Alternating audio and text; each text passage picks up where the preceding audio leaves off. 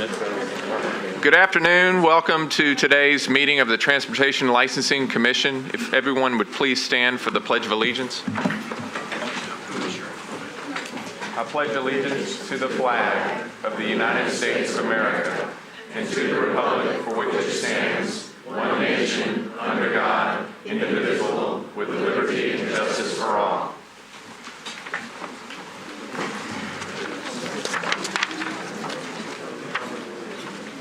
Pursuant to the provisions of Section 2.68.030 of the Metropolitan Code of Laws, notice is hereby given that if you are not satisfied with the decision made by the Metropolitan Transportation Licensing Commission, you may appeal the decision by petitioning for a writ of certiorari with the Davidson County Chancery or Circuit Court. Your appeal must be filed within 60 days of the date of the entry of the Metropolitan Transportation Licensing Commission's decision. We advise that you seek your own independent legal advice to ensure that your appeal is filed in a timely manner and that all procedural requirements have been met.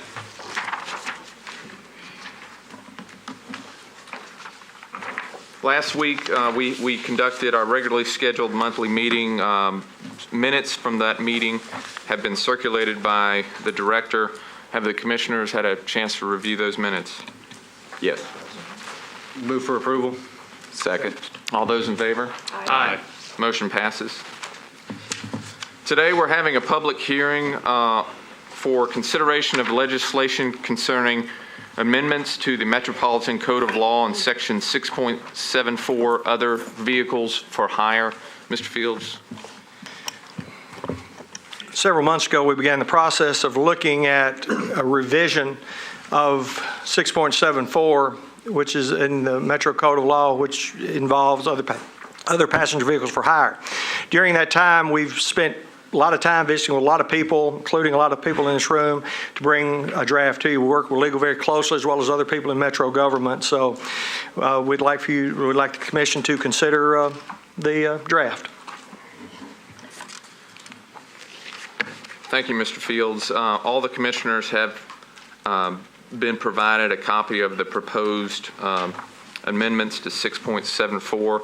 At this time, we will open the public hearing portion of our meeting. I have received a number of requests to speak that have been submitted, and I will call them in the order that I've received them. Mr. Thomas Smith.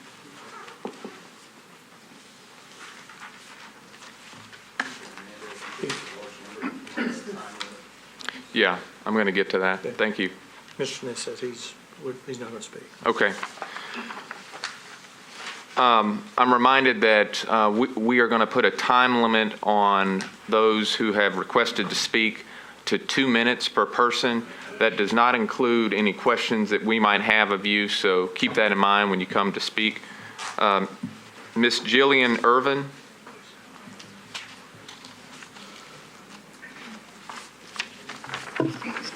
Good afternoon, Commissioners. Thank you for the opportunity to speak here today. My name is Jillian Irvin, and I'm the East Coast Public Policy Lead for Uber. On behalf of Uber, I would like to thank this body, as well as the City Council and the Mayor, for recognizing the need for additional transportation options here in Nashville. At Uber, we took a simple idea: you push a button, you get a ride, and use technological advances to make that a reality. My company offers a variety of different applications, and we offer those in over 200 cities throughout the world, in 45 countries throughout the world. Our most popular products here in the States are our Uber Black product and our Uber X. Our Uber X is a version of what is commonly referred to as ride sharing. It's similar to the product that Lyft and another company called Sidecar also operate. Ride sharing has been made possible, as I said, by recent technological innovations. And it's a model that hasn't really been in any way contemplated by the regulations that are currently in place. It is an issue that many cities throughout the entire country have been grappling with. We currently have 13 cities and states that have ride-sharing law on the books, and it's something that's being worked out in numerous other cities throughout the country. So this is not an issue that's unique to Nashville. In our experience, an effective way to regulate ride-sharing is through a transportation network company, or a TNC model. A TNC is a company that contracts with individuals who provide transportation services using their personal vehicle and link that person through our application to someone needing a ride. The TNC then certifies that it and its partners are in compliance with the minimum requirements needed to protect consumers as thresholds for driver background checks, insurance standards, and vehicle maintenance and certification. However, a guiding principle of our company, there is one minimum that we do not believe in. That is a minimum fare requirement. We believe that there is no sound public policy reason for having a minimum fare. I'll stop, thank you. Thank Do you. you have questions? Any questions, commissioners? Thank you. Thank you. Megan Verena Joyce. Good afternoon, Commissioners, and thank you very much for the chance to come speak with you here today. My name is Megan Verena Joyce, and I'm a General Manager in Uber's East Coast region. As my colleague Jillian mentioned, Uber is a software system that connects riders with reliable rides in over 200 cities and 45 countries around the world, connecting them to the safest, most reliable transportation providers in their local area. Uber launched Nashville nearly a year ago, and since then has provided thousands of Nashville's small transportation businesses with a valuable source of lead generation, and tens of thousands of Nashville residents and visitors with access to safe, reliable, affordable transportation. Uber has a multi-layer system of policies and procedures to ensure the highest possible safety for both riders and drivers.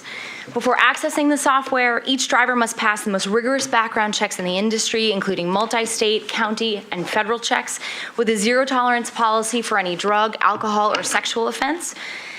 Every ride requested on the Uber platform is insured with $1 million in commercial liability insurance, 10 times what is required of Nashville taxis. When a rider requests a car, they're given the name, photograph, license plate number, make and model of the car to ensure that they're getting in the right car with the right person.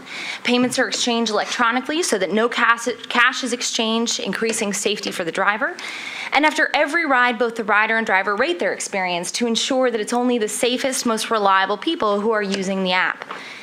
As the City of Nashville designs policies regarding the transportation network industry, it's important to consider the purpose of these policies. A minimum fare does not keep the people of Nashville safe, nor does it promote innovation or economic development.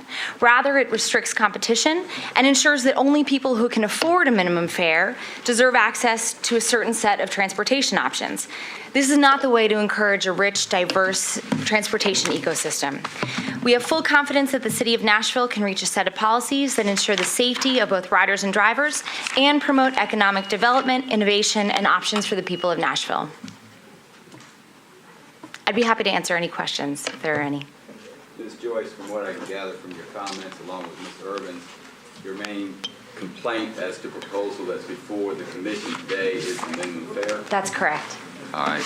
And when you say there's $1 million insurance policy for any rider, that's once the person's in the car.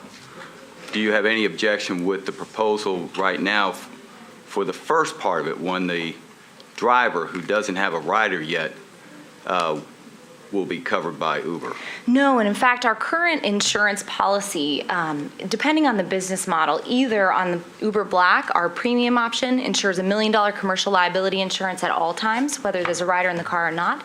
And on Uber X, the ride-sharing option, Uber's umbrella insurance policy not only insures $1 million of commercial liability insurance and uninsured and underinsured motorist insurance when there is a rider in the car, but also up to $100,000 in contingent liability insurance, even when the app is on, but there's not a rider in the car. So it's completely consistent with our current policies, and we'd be happy to see that through. So do I understand there's basically like 3 stages here?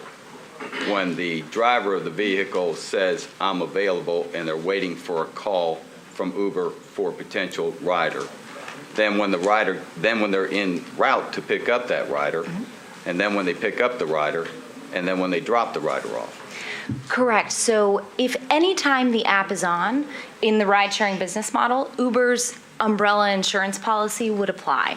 If there is Does that include also while the driver is sitting on the curb waiting for a ride? If the app is turned on, yes. There are people who use their cars, their personal cars that they use to drive kids to and from school or get to or from full-time jobs without having the app on. They're using those cars for their personal reasons, and they have personal insurance to cover their car because they're not engaging in any commercial activity at that time. But anytime they have the Uber app turned on, then they are considered engaging, in our eyes, considering in commercial activity, and therefore our umbrella insurance policy would apply regardless of whether they're actually on a trip or not. Now, on the minimum fare, you're aware that the cab drivers have a minimum fare requirement. Why would we want to treat you differently? Yeah, I think in my mind, a minimum fare for anyone is not the best way to ensure safety for riders or drivers or to promote competition and innovation. So I think rather than applying a minimum fare to everyone, I think it would be interesting to consider what would happen if we allowed there to be a more competitive pricing model for all. As I understand, the proposal right now just says that a minimum fare could be set by this commission, that there'd be hearings as to what that would be set. Could you live with that? I think we believe it's probably the best use of everyone's time rather than revisiting this again when you decided to contemplate a minimum fare and doing this all over again, to rather take it out of the draft rules as they stand right now.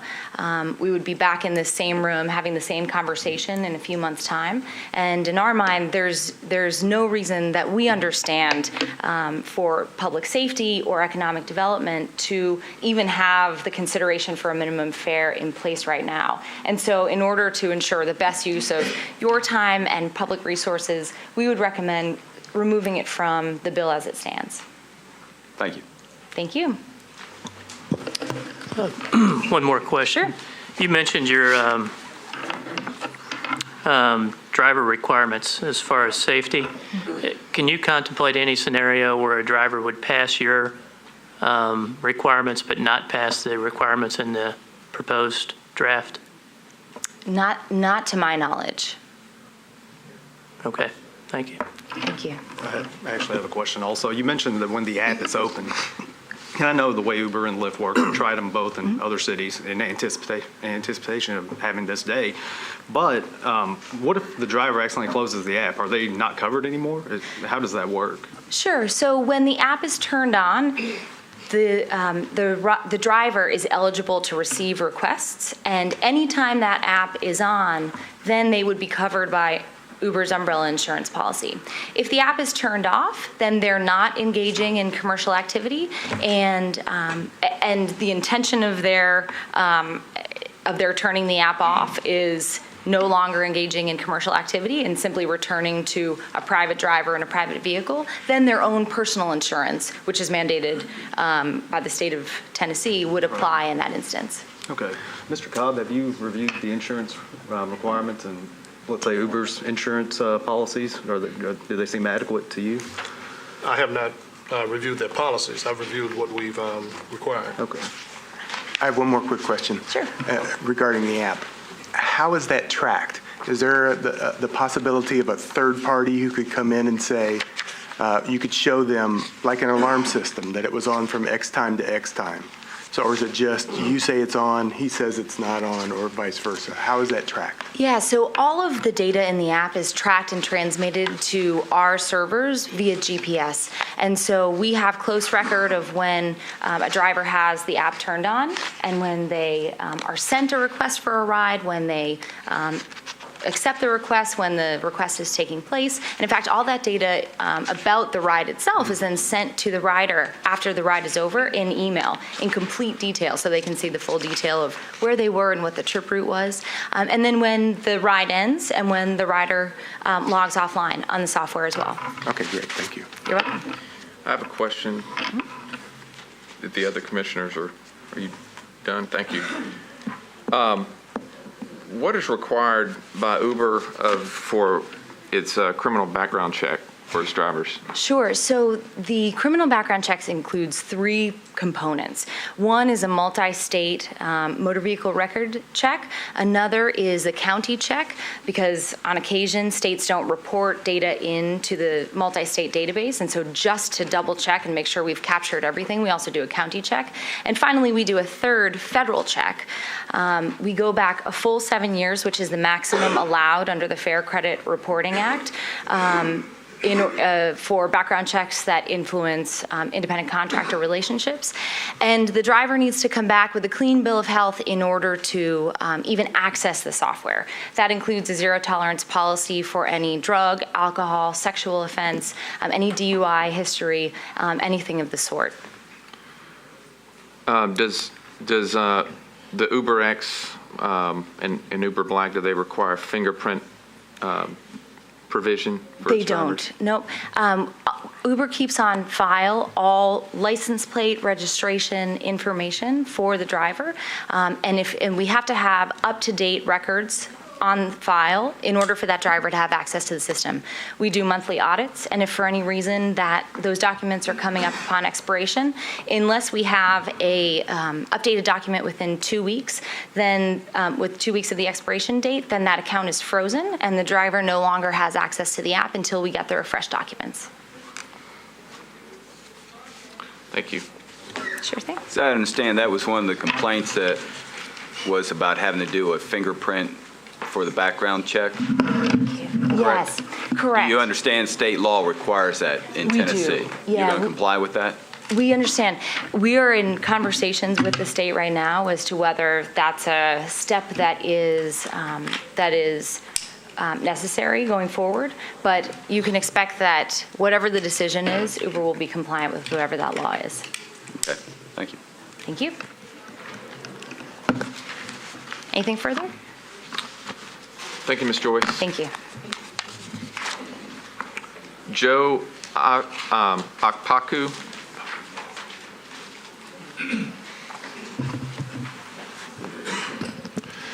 Good afternoon, members of the Commission. My name is Joseph Okpaku, and I am the Director of Public Policy for Lyft. And along with my colleagues from Uber, I do want to thank you for the time that this Commission and the City of Nashville has spent on this ride-sharing issue.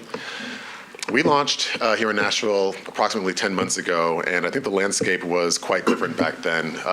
This was kind of a new innovation at the time.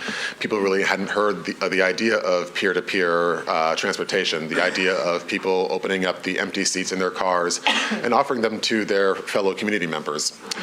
At the time that we launched here in Nashville back in December of last year, I believe we were in approximately a dozen cities at that time, and now Lyft is in approximately 70 cities total.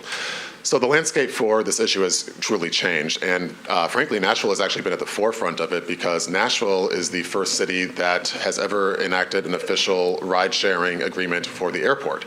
So I do want to applaud Nashville and the airport for that. We were very excited to enter into that agreement, and we're hoping to continue that progress here today. I just want to spend time kind of discussing the many benefits that ride-sharing has already brought to Nashville and we think will continue to bring to Nashville. Not only are we offering extra transportation benefits, but we're also offering economic opportunity to a lot of the people that you see here in the room today. I've had the opportunity to take many Lyft rides here in Nashville, and I've ridden with musicians, I've ridden with teachers. Just the other day, I rode with a basketball coach, all of whom are finding a time in their schedule to drive around their fellow citizens and still make a bit of an extra income on the side. So we do think that Nashville, in keeping with Nashville's recent tradition of expanding transportation options, we do think that rideshare has an important role to play in that. We do echo some of Uber's concerns with the minimum fare issue. I won't dwell on that because I think my colleague from Uber mentioned that quite nicely. There are also some minor tweaks to some of the insurance language that we would like to discuss, but we are very hopeful that this process can continue and that we can find a way to have ride sharing here to stay on a permanent basis in Nashville. And I stand here available to answer any questions that you have. What are some of the insurance tweaks you said? There's nothing major. There's some little language issues that I had noticed that I don't think they changed the substance of it, but just I tend to err on the side of caution. I don't think there's anything substantive in terms of the coverage periods or the coverage amounts, just some little technical tweaks that I think would serve both parties well. I could pull out my draft and go through them right now, or I could talk offline to somebody about that.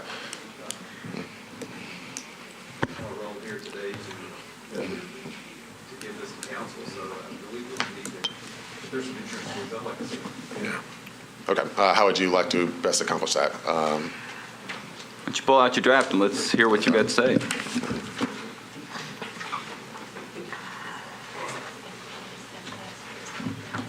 If you can refer to the section you're talking about.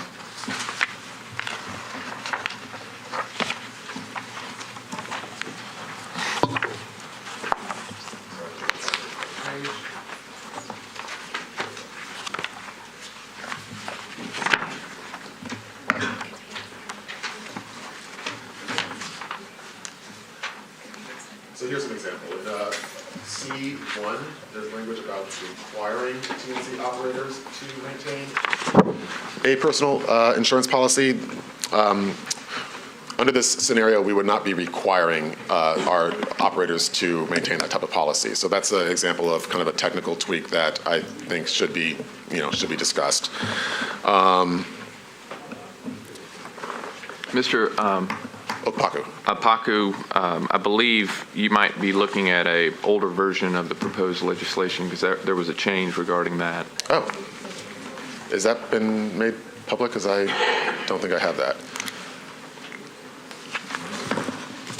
We did get some comments from you, I think, within the last few days, and we took a look at them. And that change in particular that you just mentioned, I think, was in there that you rewrote it to cover TNC operators that do not maintain a personal automobile liability policy. Oh, that's fantastic.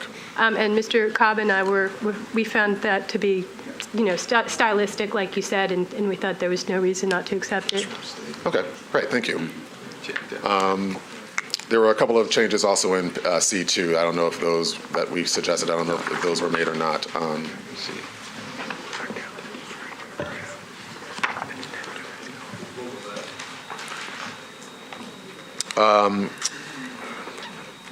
We were replacing the language supplemental with shall be contingent on in the first sentence of C2.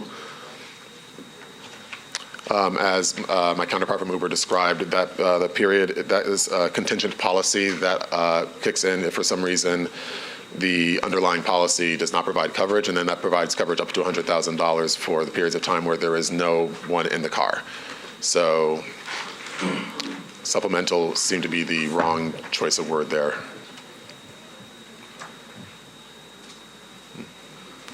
We did see that one as well. Mr. Cobb and I preferred our original language to that change. So is the intent to require both excess and contingent insurance for that period? Because supplemental would seem to presume excess. And I know we're getting, I don't want to take all the time getting into the weeds of this, but. We want to make sure that if the driver did not have adequate insurance, that you will be supplemental and additional insurance for that loss. Okay, so to me, I read that as contingent, but if that's the intent, then that seems that we're pretty much on the same page. That's the intent. Okay.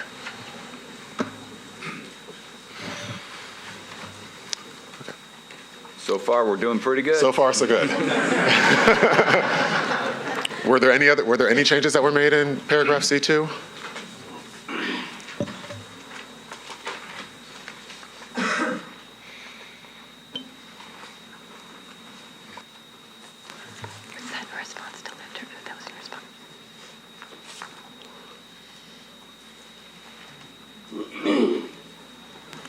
I don't think there were any others that were in response to the changes that you submitted.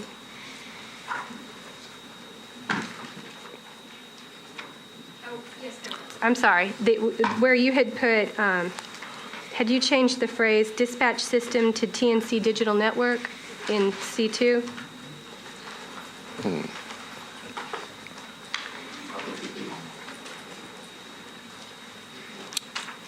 I actually don't see that in the draft I have, and I apologize. Maybe I really am working off an older draft. That may have come from someone else. Okay.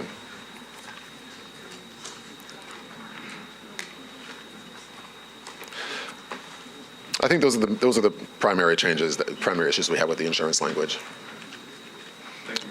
Thank you. Jakima Lachey Young.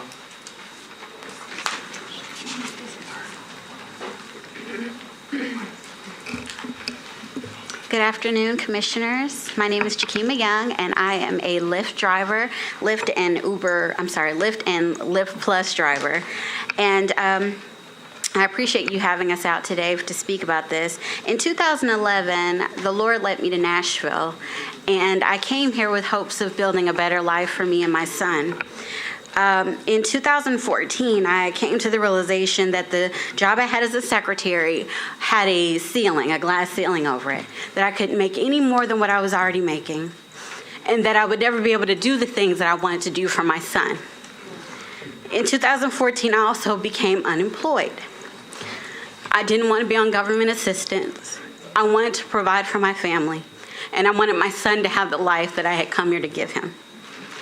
I started to look around for different opportunities. I tried to start my own business. Everything required me to get deeper into debt. Everything required more money up front than I had to give. The only option that I was given was Lyft. When I looked into doing Lyft and becoming a driver for Lyft, it was an awesome opportunity. I got to pick up people that were usually drunk drivers that were giving me testimonies of how now that Lyft is in place and they have this other option, they're not driving drunk anymore. They're getting on the road in a safe vehicle that they can afford. They don't have to carry cash. They can go from point A to point B, and they feel safe. So it was awesome for them, and it was awesome for me knowing that there was a tracker on me and the person riding with me. I could see who they were before they got in my car. It was a great way to make money. My son had to go live with his father when I lost my job in April of 2014. When I drove for Lyft, I was able to raise money for my son to come back home. And I was also able to put him in Ezell Harding, which is a very expensive Christian school. He's receiving an awesome education, and my son is also praying for people. He's doing things that he's never done before. It is an awesome testimony to be able to work for this company. Do you have any questions for me? Any questions, Commissioners? Thank you, Ms. Young. Thank you. Dale Ambow.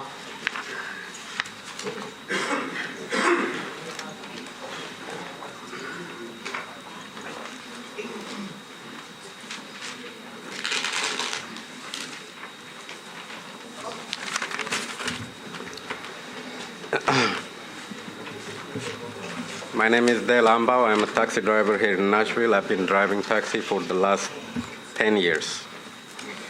And I read the ordinance for other vehicle for hire, and that should address Lyft as well as Uber, and they should live by that one. I made a couple of notes, and allow me to read them, please. Article 1, Certificate of Public Convenience, 674-020 states, no person shall operate or allow another to operate any vehicle for hire unless first they get a permit of public convenience and necessity. As of their drivers, both 674-030-37 requires any certificate of public convenience holder to declare how many vehicles they should have. And the proposal that the drafted proposal does not address any of those. And the last 10 months, according to Lyft representative, and for the last year, according to Uber representative, these companies have been operating illegally. They admitted it in public here. So, instead of awarding these companies for violating our ordinances, they need to be censured, and they need to be told to stop working until they fix everything. According to the ordinance,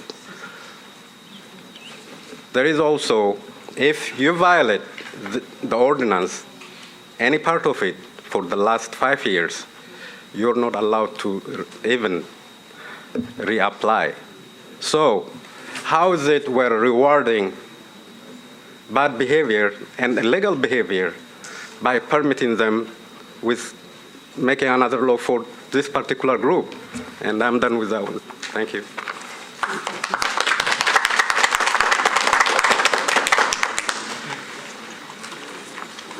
Mr. Faisal Belihu. I just passed. Ken Searcy.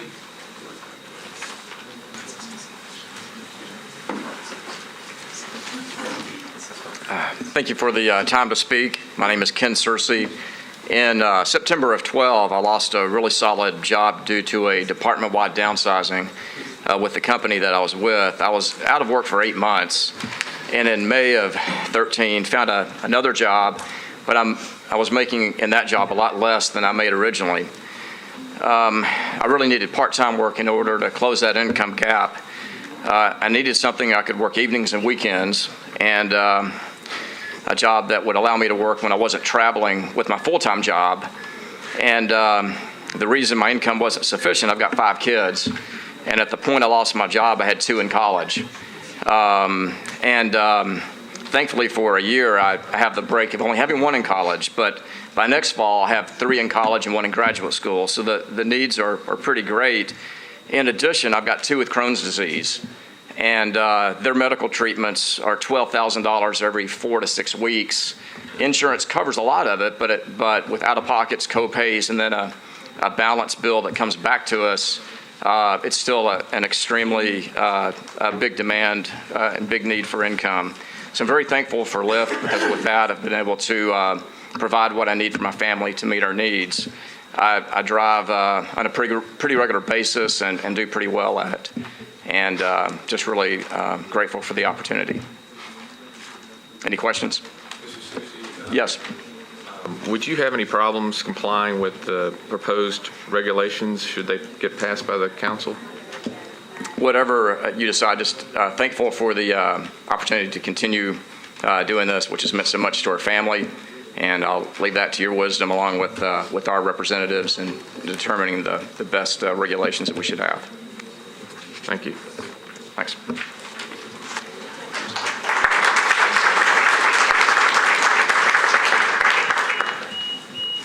Kate Krebs. Hi. Good afternoon, Commissioners. My name is Kate Krebs. I've lived in Nashville for 5.5 years. I'm a visual artist, a baker, and a bartender. I've also been a cyclist for 2.5 years. In May of 2012, I had to sell my car because I just kept dumping money into it. And I couldn't afford a new car, so I came to the realization that I had to become a cyclist, which has been fantastic because I get exercise, I love it, but it makes it difficult when the weather is bad or when I can't carry I can't carry enough things in my backpack or my bicycle basket. Let's see. So I'm sure you can imagine how thrilled I was when Lyft came into town. Lyft has been able to accommodate me in situations where other modes of transportation simply could not. It has made it easy to go to the grocery store, pick up furniture or large canvas, plan safe night out with friends, and even go to doctor's appointments. Lyft drivers are usually more than happy to wait for me while I run into the grocery store or to the pharmacy and then take me home. I can just open my app, see how far away a driver is, and plan accordingly. Once I got a flat tire while biking home one afternoon. Lyft had no problem picking me up and taking me and my bike to the bike shop so I could fix my flat tire. I didn't have to call a friend or wait around. I could handle it on my own. Lyft is like driving with a friend. I've met so many wonderful drivers who strive to make my ride enjoyable. Considering my low income, Lyft has been very affordable, and I'm not breaking the bank. I also work late nights downtown, and as a woman, my safety is extremely important. Lyft allows me to see who my driver is, what kind of car to expect to pick me up, the rating other passengers have given the driver, and it's also comforting to know that Lyft requires 3 background checks, and I'm assured of the safety of the drivers that are picking me up. Anyways, bottom line is that I need Lyft. I really do. Lyft has been such a blessing for me, and I don't know what I'd do without it. And sorry, Nashville would be foolish to let it go or to make any changes that would hurt drivers or passengers. Thank you. Ms. Krebs. Ms. Krebs, could you come back up a second, please? I'm sorry. That's all right. Yes. And I'm sorry to have to ask you a question or follow-up questions, but how many times do you think you've used Lyft? Oh, I probably use it 2 or 3 times a week. Okay. Over how many years or months? Since 2014, December. All right, so a lot of times? Yeah. And Ever used Uber? I have used Uber once. Mm-hmm.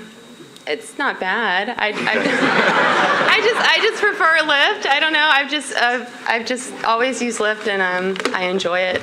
And What do you think your average fare would be?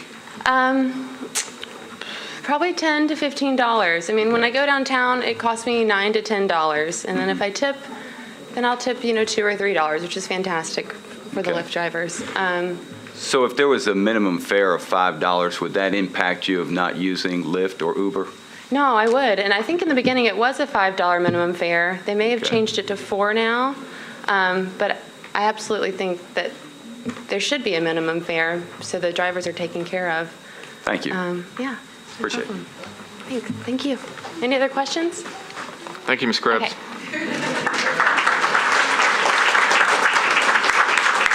Mike Kaiser.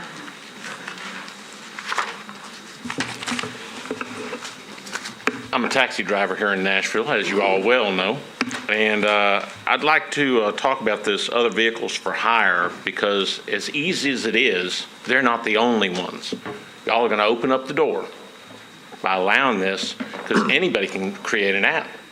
So therefore, you can go downstairs, across the hall, get you a business license, come right back to the counter, get you a license plate. You don't tell them necessarily any more than that. So anybody with an app, and we know what happened to the post office, email put them out of business. So I guess this is what's going to happen by y'all approving Lyft and Uber to come into the picture. There's going to be more, but we don't have, as far as the insurance goes, I called 7 companies this morning, all name brand, spoke to agents, and they're more or less defraud until caught.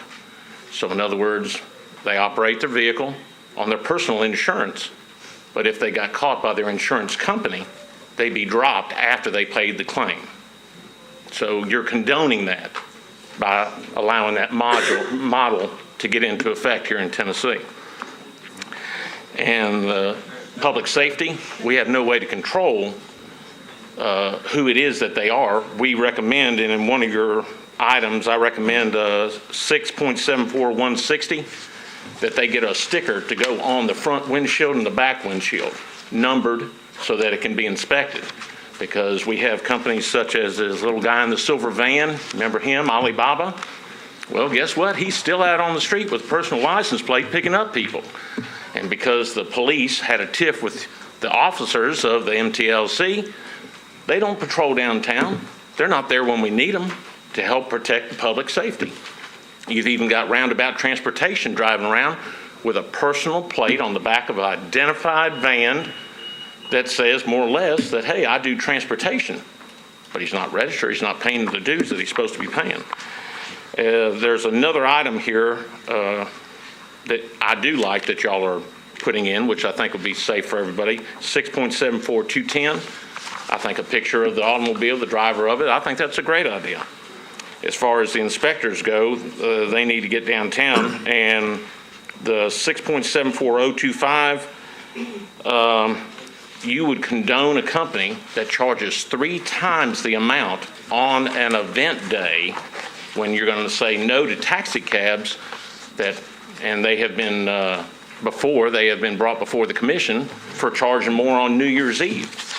But we've already been through a New Year's Eve, and I've already picked up quite a few people that say, well, I won't make the mistake of going to a Titans game because they charge 3 times the amount.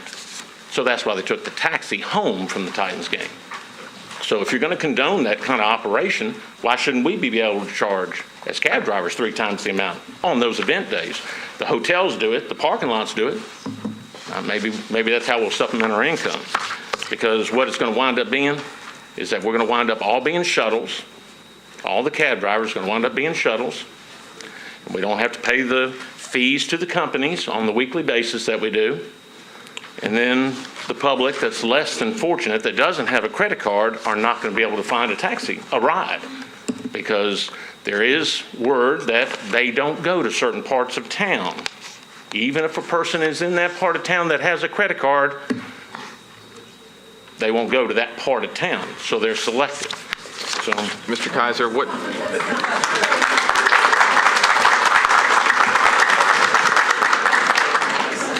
Mr. Kaiser? Yes, sir. What is the section that you quoted? What is the section that you quoted from 6.74025, which says that the TNC vehicles can charge 3 times the regular rate? No, that's what you would ask them. That's what they do. You're in that section are talking about the charge that they would have, which you've been discussing about the minimum fare. But we're condoning, by allowing this model to operate in the city, somebody that can just charge whatever they want when they want to charge it, because it's an event day. They could label it that any day. They can't deny it. Do you all deny it? Get out of here. Okay, I gave you an easy out.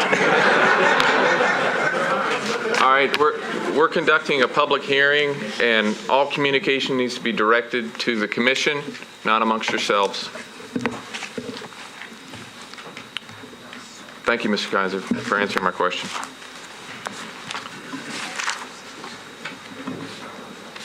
Adugna Denbell, excuse me.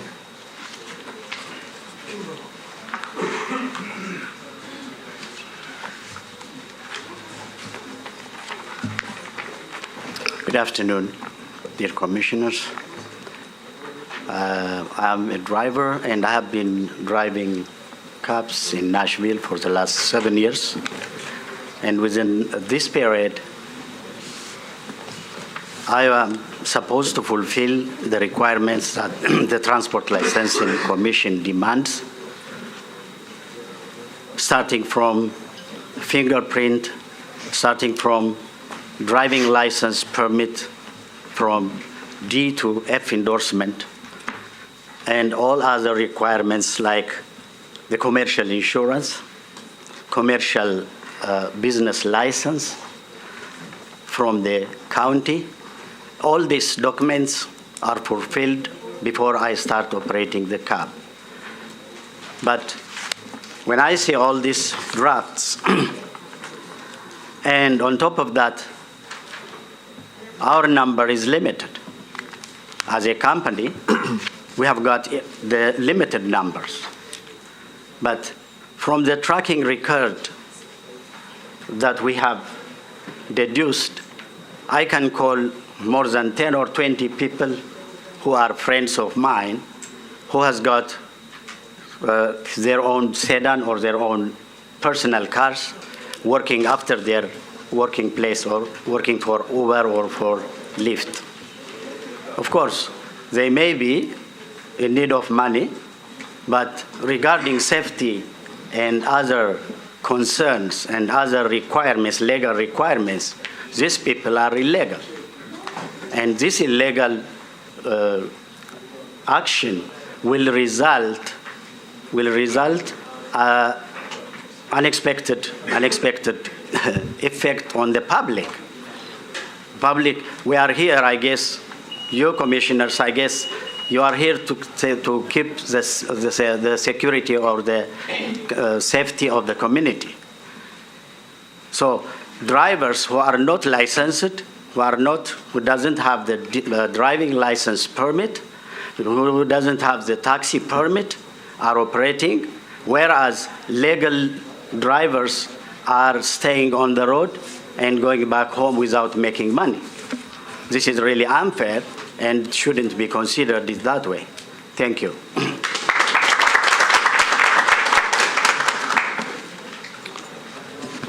Ross Winetsky.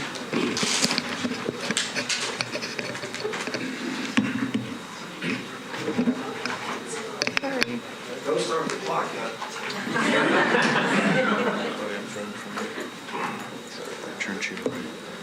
I'm at a little bit of a disadvantage because I can't see the clock. It's not accessible. So if somebody could be kind enough to tell me when it starts, and at 45 minutes, just holler that I've got 45 seconds. Well, I'll do 45 minutes. No, if 45 seconds, please just holler 45 seconds, okay? Okay. Okay, we're starting? Thank you. Thank you, commissioners, for letting me come. My name is Ross Winetsky. I'm a homeowner and taxpayer in Nashville, and I'm a citizen, and I'm a business consultant. And since I don't have much time, I'm going to start with the two most important points. Number one, since Lyft and Uber have come into Nashville, it has raised my quality of life more than I can tell you. More than I can tell you. I've become so much more independent. Drivers help me shop. If I have to go to a building where I don't know, they'll take me upstairs. Someone else mentioned they'll wait for me if I'm shopping, or in some cases they'll assist me shopping. So it has just made my independence glow. I'm so happy about it. Secondly, as far as oversight, there is oversight, possibly more than taxis, because every rider gets to rate a driver. And if a driver gets more than 1 or 2 or 3, 4 ones, they're going to be off the road. I have complained about some taxi drivers, and what they tell me is, well, they're independent contractors and we really can't do anything except, talk to them and tell them, please do better. In all deference to taxis, things change in life. Things become outmoded. There's new technologies. This is something new. The internet is something new. We have to move with the times. And I think this is really important to be up to date and to do something that's helping the community. Again, in deference to taxi cabs, I have waited 15 minutes, a half an hour, and sometimes not have a cab come. A Lyft or a Uber is there within 2 or 3 minutes. The most I've ever had to wait is 10 minutes. I've never gotten a cab within 10 minutes. So whatever you need to do, I would urge you, for people with disabilities, because I know a lot of people with disabilities use Lyft and Uber, to put as few barriers in front of them and encumber them as little as possible so that they can really serve the people, and people with disabilities really like the service. Any questions?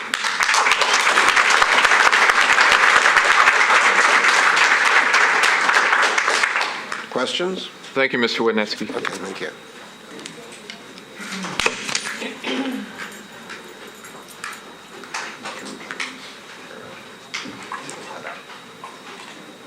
Andrea Thompson.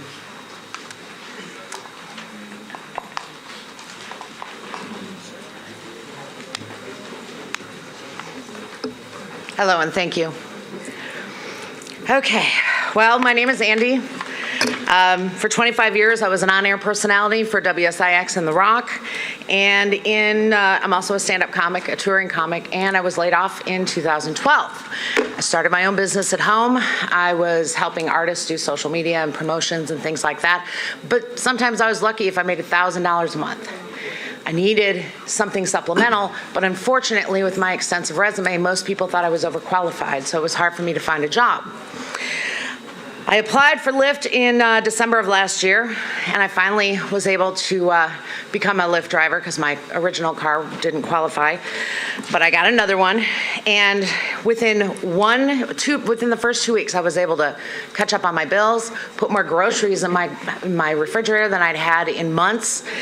There were so many other benefits, but the money is not the reason I'm here. I love people. I get to share stories, to laugh, cry, console someone, help someone disabled, welcome tourists and tell them stories about my town, Nashville. I can change my schedule and continue as a traveling comic. It's safe for me because Lyft has personal information on the passenger, phone, email, credit card, connected to a Facebook page. I know who they are. For them, because they know I have a clean background and no criminal offenses or driving accidents. For both, because Lyft is tracking my every move from the moment I get that request to the moment I drop them off. And they know where I am, so both of us are safe. 75% of the people I drive on the weekends have alcohol in their system. Tourists, convention goers, college students, or just people that live and work here. I get the most out of knowing that I may have saved a life every time I drive an overserved passenger safely home. Why should ride sharing stay in this town? Because anyone in this room may need us someday. Stuck on the side of the road, you could be late for work and your car won't start. The most important thing is that you do a job that you love. You'll never work a day in your life. And I found that job. We're your friend with a car when you can't find a friend. Nashville needs us one day, and someday you may too. Any questions? Thank you, Ms. Thompson. Any questions, commissioners? Thank you.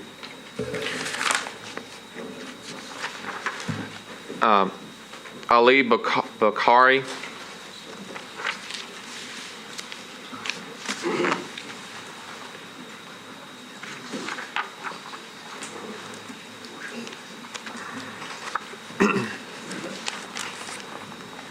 My name is Ali Bukhari. I'm from Nashville, Tennessee. I'm a voter and property owner in the city, and also I'm operator Metro Livery, is a black car service, and we do little work with Uber too.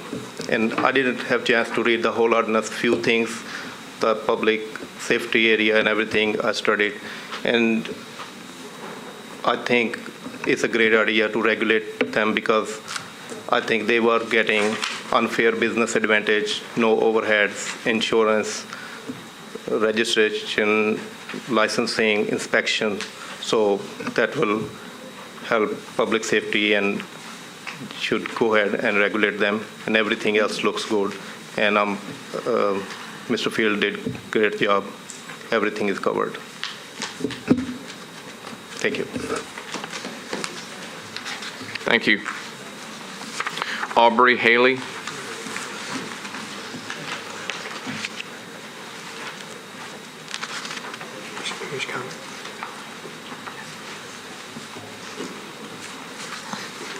Hello, I'm Aubrey Haley. I've been involved in the chauffeur transportation business in Nashville since about '79. I've watched pretty much everything come and go, and new things coming and new things going. I'd especially like to ask the TLC to look at fairness and enforcement. Do we really need to create new classes for operators? And we really need enforcement. If we just have 2 inspectors now who do their primary jobs out on Murfreesboro Road, inspecting wreckers, taxis, that's a full-time job for them. There's no one on the road for enforcement. So I'd like you to look at the ordinance, work with the chief of police, where we have enforcement, not just words on a sheet of paper. Thank you.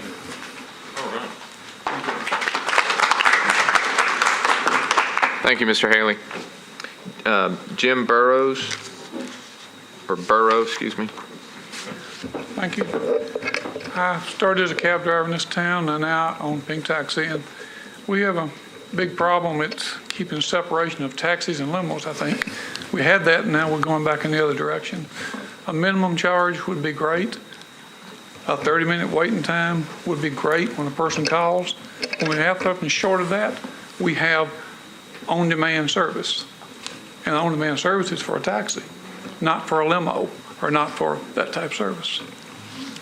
I'd like for the board to consider those facts, that we don't want to create an on-demand service for the limo ordinance, I'm calling limo ordinance, for this type of service, not be on demand. It needs to be a separation. We need a level playing field. We need to play fair.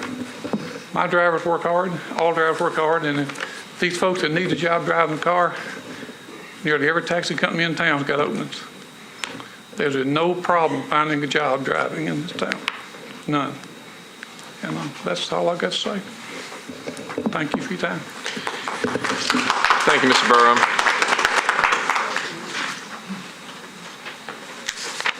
Mahari Woldekan.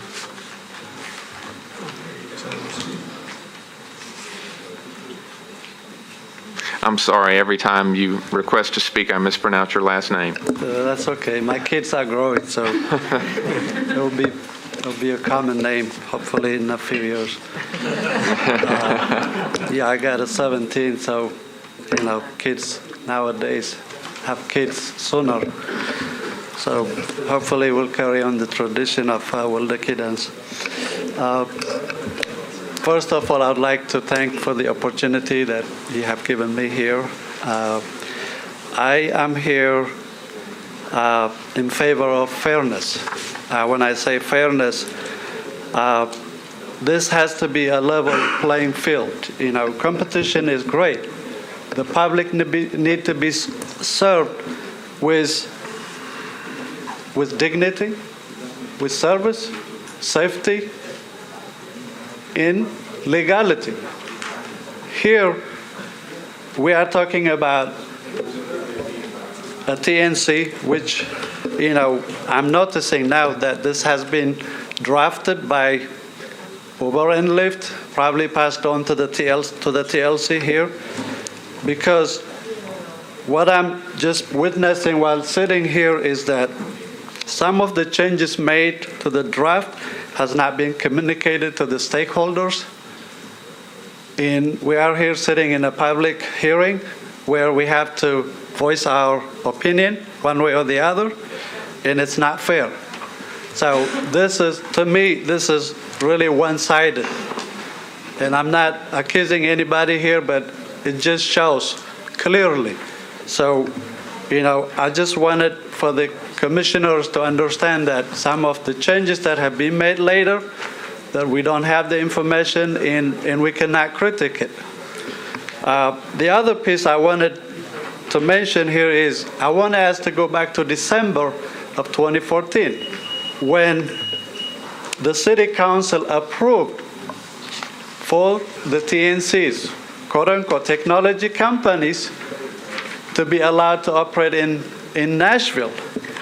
They were only permitted to work under the TLC's guidance where these permitted drivers, so-called limo drivers, livery drivers, are to go through the scrutiny of the TLC and they are approved. Once the TLC approves them, they are supposed to work with Uber, Lyft, or any other technology company.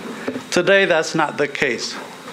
We have Uber X's, XLs, Lyft, and maybe the other extensions, which I don't know.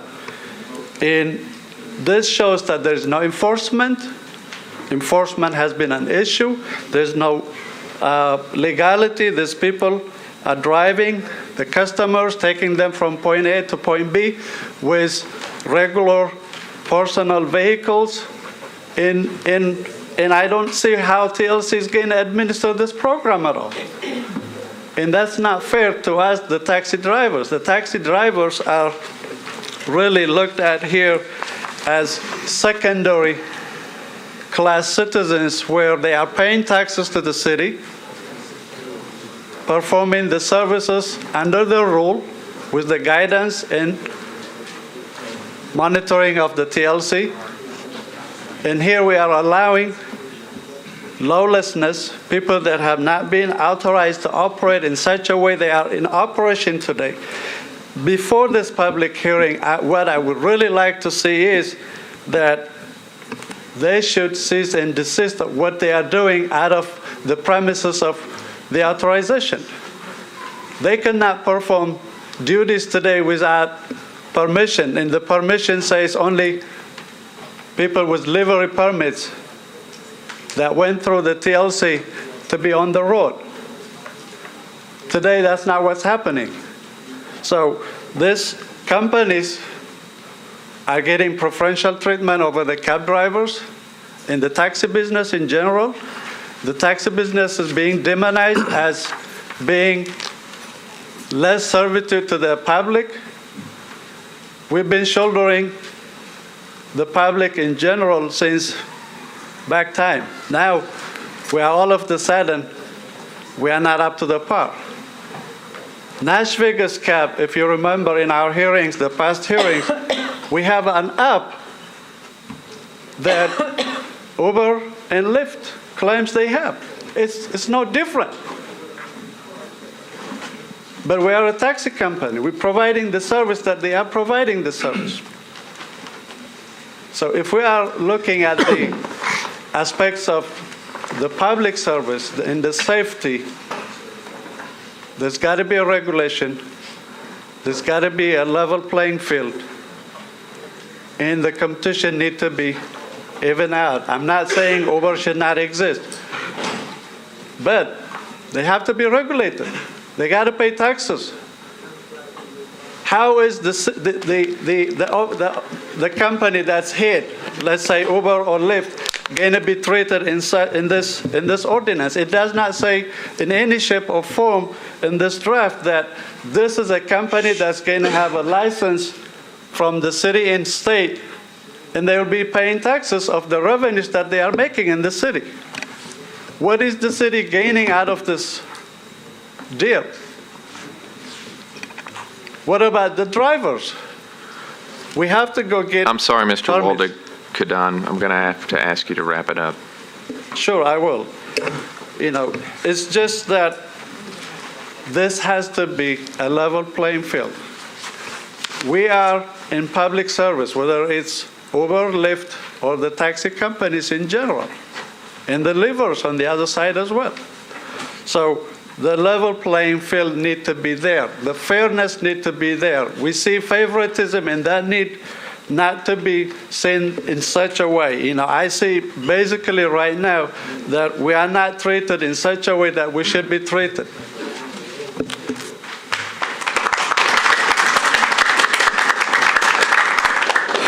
So if you have any questions, I can answer your questions, but, the law should be above everyone. And that should be the standard. The director is supposed to be on his discretion permitting the drivers of Uber and Lyft. We can talk all day long with this. 2 minutes is not enough, but my point is this draft does not fit the program, and it has to be really looked at if we want it to make work. There needs to be more discussion, more time, and let's make it fit to work with everyone if we have to. But at this juncture, this draft has been one-sided. Insurance. How are you going to put 3 layers of insurance for one customer? Thank you, Mr. Walden-Kadan.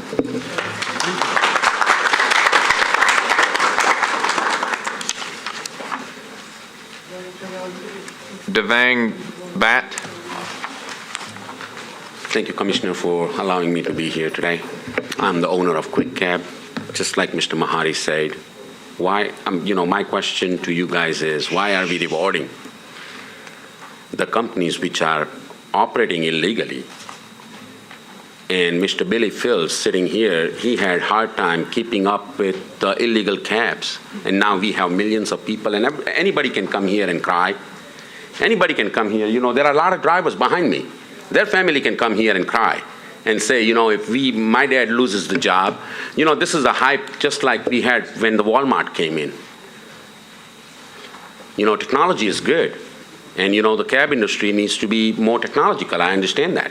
But that don't mean that, just last year you gave all these taxi cab permits to new companies, and now you are bringing, giants in. Then why did we allow them to even operate in Nashville? So what I'm saying is, we need to look at everything. And these people are operating illegally. What have we done? Have they paid any crime, any tickets, anything? No. They are just operating.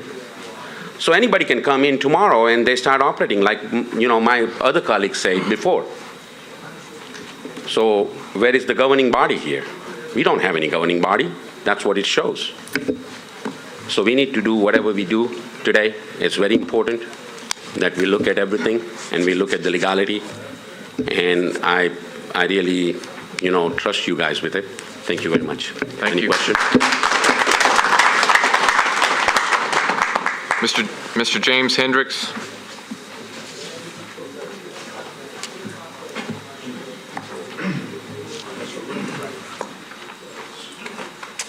Good afternoon. My name is Jim Hendricks, and that is my real name. I am a Nashvilleian. We are all Nashvilleians, and Nashville has thrived in the last few years. New restaurants, new buildings, rideshare services have come to town, and it's amazing. We need to keep showing people that Nashville is an amazing city. We're the third fastest growing city in America. Show them that we are progressive and forward thinking. Keep this. People love it. Ride sharing is amazing. It's a way for people to come to this town that have never been here before, to get picked up by a local, and in 15 minutes, we can show them what this city really is. And you can do that with you can do it with taxi, you can do it with Lyft, you can do it with Uber.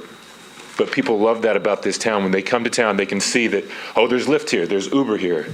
Let's get that instead, because we feel safe, we're comfortable, it's in my town. So anyway, I started doing this because my wife and I were expecting our first child. And as any first-time parent, finances become an issue. You start worrying about that a little bit.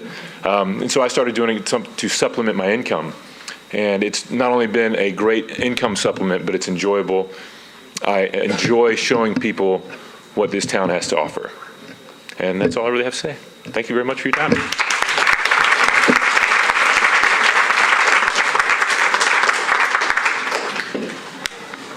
Eric Ripple.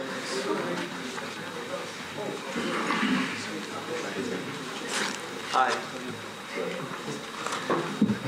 Thank you for letting me speak today. I have been an Uber driver for over a year, and I actually started doing road sharing by experiencing it firsthand. I was in San Francisco, used it, loved it, came back, it was in Nashville, started doing it. I've been doing it for over a year, and what I love about it is that it doesn't just work here. It's worked across the world. And I've actually used it across the world. I was in Amsterdam probably about 3 months ago, and lost my bus ticket at 5 o'clock in the morning, didn't speak the language, opened my app, pushed a button. I knew my driver was down the street. I knew what type of car he was in. I couldn't tell him where I was. And that's an issue that I face here in Nashville with my riders, is that sometimes they don't know where they are. When you can't get on a phone, and you can't, if they can't understand you, or if they're drunk, they can't go, no. They push a button, it grabs their address, they know who I am, I know who they are, and then Uber or Lyft knows that we're together and where we're going. So if for some reason, God forbid, something horrible happens, or a girlfriend's looking for her boyfriend the next morning, I don't know where he went, potentially she could reach out to Uber and say, well, you know what, here's where they were. So you aren't having, I think she got in a cab. Well, what kind of cab? Well, what did it look like? Well, I think it might have looked like a taxi.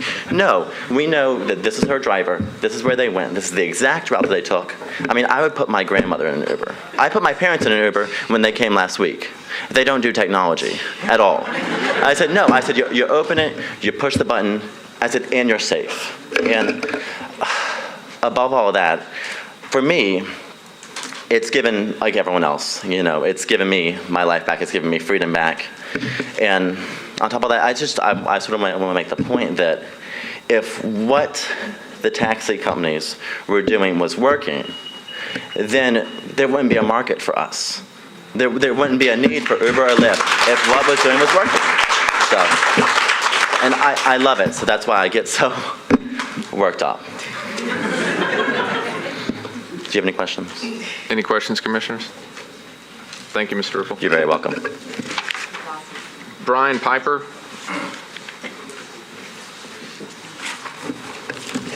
Good afternoon.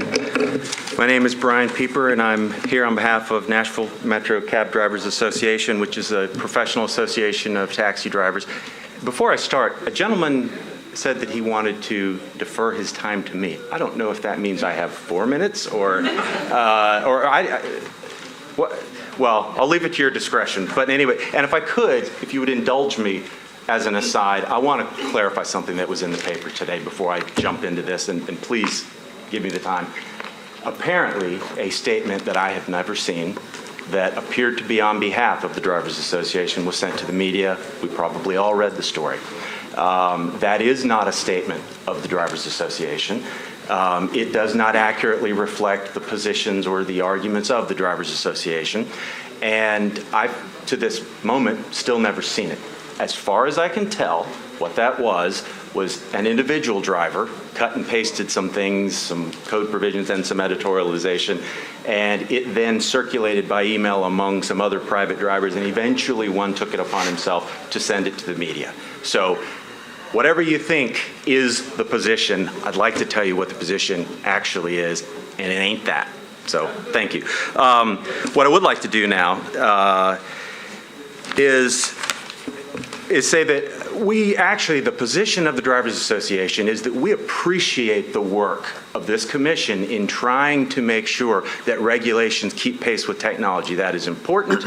But having said that, we have some concerns about the current model.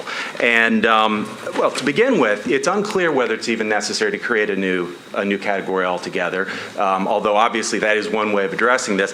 When you look at the definitions in Chapter 6.74, there is no straight faith, intellectually honest argument that they don't already fit within other passenger vehicles for hire. I know there are clever smoke and mirrors, and I do apologize. That was a long intro. May I continue?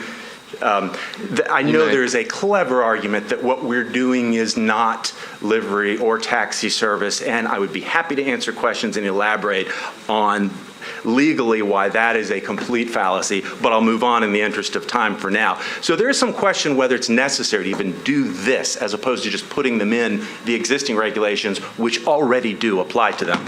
But assuming that we do decide to do this, as a community decide we want another category, we want, the position of the Drivers Association is we simply want to make sure that these new companies and new drivers are subject to the same quality and safety standards, at least the same level of those protections as the livery service and the taxi drivers. And beyond that, I mean that is really the thrust of our position. We are not saying, because this has been in the paper, that we believe they all should be treated exactly the same. They're not the same. Obviously, livery, other passenger vehicles for hire are different from taxi drivers. And so, it's okay to have different categories, but at least those protections should be there. Currently, as written, they simply do not do that. We've heard a lot about, we have this background check, we do this, we do that voluntarily. That's great, but it is not required. There's a difference in something being voluntarily done and being regulated. We have decided, and there are three important things about regulating industries. One has to do with safety, of course. One is that these people are the public face of Nashville to visitors. Often the first person a visitor will interact with is the person that drives them. That's important as a matter of public policy. And third, stability of the industry. We've decided as a matter of public policy, it is in certain industries, infrastructure, banking, utilities, if they're not government run, they're at least heavily regulated. And these clearly are. We've heard a lot about how there's lots of oversight by consumers. I'm sorry, private oversight is not the same as true oversight. Yes? Mr. Pieper, I have a question. Sure. What do you think are the unfair distinctions between the TNCs and the livery vehicles and the proposed regulations? I'm not prepared to go through and articulate every single one of them. As I have quickly read through these, having just been retained a few days ago. Well, let me put it this way. And I'm not avoiding your question. I just want to say the simplest thing to do, we could go through one by one and make the minimum requirements of safety and quality the same as livery. But the simpler thing, frankly, is just to put them in there. And then they are the same, and we don't have to worry about matching up like that. But be that as it may, as I understand it, the process for inspection, I have and I didn't get a clear answer from this as I reviewed it, but the question of whether or not the maximum number is regulated. Regulation of fares, quite frankly, I know there's been some discussion of that. Also happy to discuss why I think minimum fares are important in a question if you're interested, but I won't for now. And so, unfortunately, I can't, as I stand here, say here are each and every one of the differences. I think the simpler thing, and I adhere to the keep it simple, stupid method, why create another section when it really needs to do the same thing? Just use the existing section. But what this, we've heard, if we learned anything from the banking debacle of 2007 and 2008, and please let us have learned something, it's that these industries that ought to be regulated because they're so important in our daily lives, when we blindly adhere to free market forces, although most of us are fans of the free market, but in these types of industries, when we do that, it winds up harming us. These are industries that are regulated for a reason. And it sounds great to say, the public loves it though. Well, right, but the public also loved 120% of equity interest-only loans. And that certainly wasn't good for society. At the end of the day, there does need to be more regulation of them, and we would propose that they be put in the existing category. There is also, I would just echo briefly, the concerns about rewarding public policy concerns and the message we send to the people that this commission regulates. When we reward someone who blatantly thumbs their nose at existing law under a real smoke and mirror type of argument where we're not the same as what you're regulating, and continues, I understand that they're ticketed when they're caught, but obviously that hasn't deterred their willingness to continue to do it and to insist that they can do it anyway. And even if we do decide to set up a whole new category, which is one of the two ways of dealing with it, and even if we tweak it so that it is good, I would suggest that even so, if you look at, as a matter of public policy, it is a bad message to let someone do something illegal and then basically just hope for forgiveness later. And if you look at the existing 6.74.020 and 6.74.025, which of course require that you have a certificate of public convenience and necessity before operating or before allowing someone else to operate, and then the 025, which says an applicant will be ineligible for consideration if, among other things, any of the owners, partners, officers, directors, or members has violated any portion of this chapter or of Chapter 6.72 of the Metropolitan Code within 5 years immediately preceding the date of application. Even if we do this, even if you disagree and say, no, we think it's different enough to actually have a separate category, I would suggest that the companies and the drivers that have come in and they didn't just violate a section of it, they disregard the whole thing. They'll just take your tickets, Mr. Police Officer, and keep operating. I would suggest that it wouldn't be unreasonable to say, fine, let's do this, but if you've been operating illegally, you get to start in 5 years. And that would not be unfair. Now, is that necessary? I don't know. But at the very least, I don't think we can send the signal that we can retroactively make legal what was knowingly illegal without some kind of sanction, some kind of limitation to reflect that fact. Or frankly, what message does that send to everybody else that this commission regulates? How important is it really to comply? Because I'd much rather ask for forgiveness than permission. In terms of, if you're interested, I would love to walk through how it is that they are in fact the same as the existing companies, if anyone wants. But I'm baiting you for a question. Any questions, commissioners? Thank you, Mr. Pieper. Thank you. Oh, I'm sorry. Could I hand you one thing? Because there's also been a lot of, just for your consideration, if someone could just hand that. There's been a lot of talk about what we voluntarily do now, though it's not required. And there has been talk of what rigorous standards we have for who we hire. And I just wanted to hand you some things, and I don't want to make this about Uber particularly. Anytime you deregulate, we learned it from banking, anytime you deregulate an industry that needs to be regulated, the free market will mean there's a race to the bottom. I'm going to do as little as I have to. And so when you look at the applicants they're seeking, I printed out Uber's, I believe this is from their website. And it says job description, bartenders, restaurant servers, and any other service industry professionals. Are you looking to supplement your income with great part-time opportunity where you can earn excellent money working with the hours you want to work? If you have your own car and know your way around town, why not drive with Uber?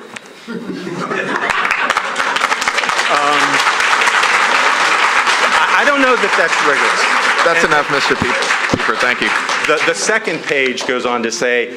That's all right. We can read it for ourselves. Thank you for passing it up. John Murphy.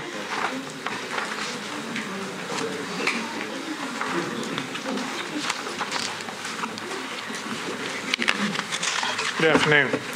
Though I'm not as eloquent as my predecessor there, I do drive for Uber. I have driven for Lyft. I love both the companies. I love the concept. Wish I'd have thought of it, to be honest with you. But the one thing that is constant in today's world is change. We all know that, or we wouldn't be here today. That change is coming. It's going to come whether the cab companies like it or the associations like it. It's come. It's here.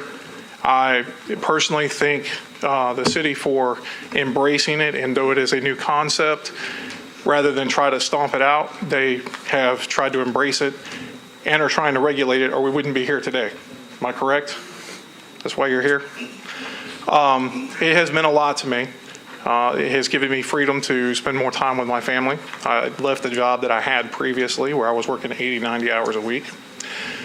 Have met a lot of people in the community, have had people from all walks of life, people that don't have cars, people that have cars, people that live in Brentwood, people that live in Bordeaux, the Bordeaux area. Everybody uses it, everybody likes it. I personally had some reservations about getting into it in the beginning. I read the articles when Lyft was coming in, and then decided to jump on the bandwagon, and I think it was probably the best thing I ever did. It is a concept that we should embrace as a city. It is something that when people come here traveling from around the world, predecessors have said it, they have the apps on their phone. They feel comfortable. They know they can get around the city. They know it's here. In the long run, I think it has helped us with our tourist industry. So I thank you for your time.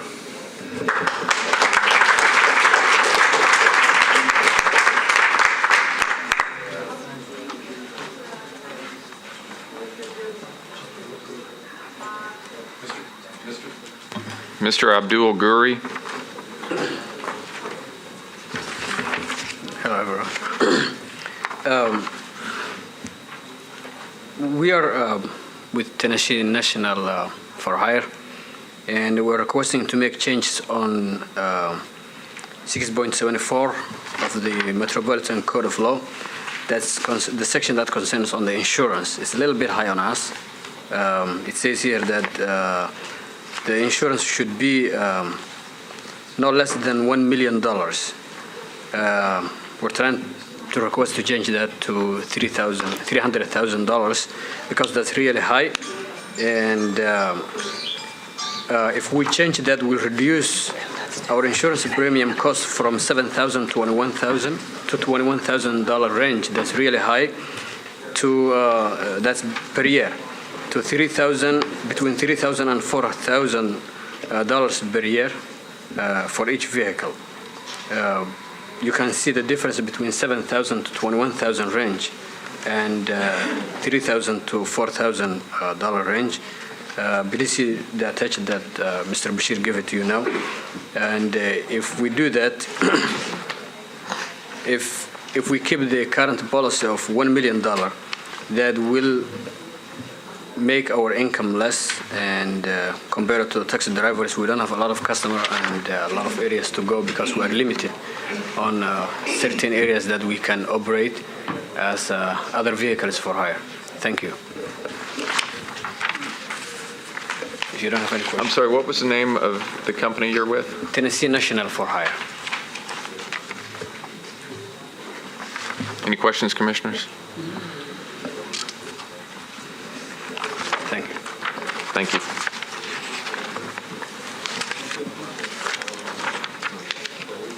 Mr. Bashir Guri. Good afternoon. There is a big elephant in the room, so the rest is lost. As you might recall it, 2 months ago, the commission has awarded me a company called Tennessee National for Hire, and I haven't activated yet. And the reason is the insurance is extremely too high, which I couldn't afford it. The insurance required for other vehicles for hire is $1 million. It is extremely high. I have sent it 5-7 companies for a quote to insure me, and there was $9,000 a year. The drivers I do rent in my vehicles pay a month for $1,000 to give me as a rental. So the insurance I'm paying is $900. So the vehicle maintenance, all the elements related about a business, I'm not going to make it. I'm just favoring for insurance. I have checked a couple of cities, Dallas and Atlanta, Georgia. Their vehicle for hire, it is not extremely high as it is here. And I have a couple of copies provided. The highest I have seen it is $500,000. So I will request the commission to look for it so I could come back for a business. And thank you for awarding me the company the other day, but still I'm not active due to the insurance. My company is falling under category of this, and it says $1 million.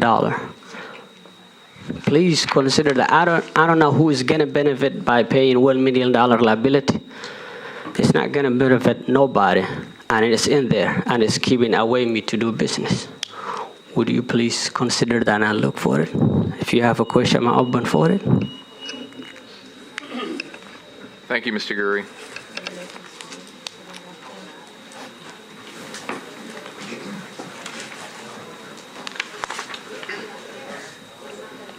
Mr. Abdul Qadir Ali.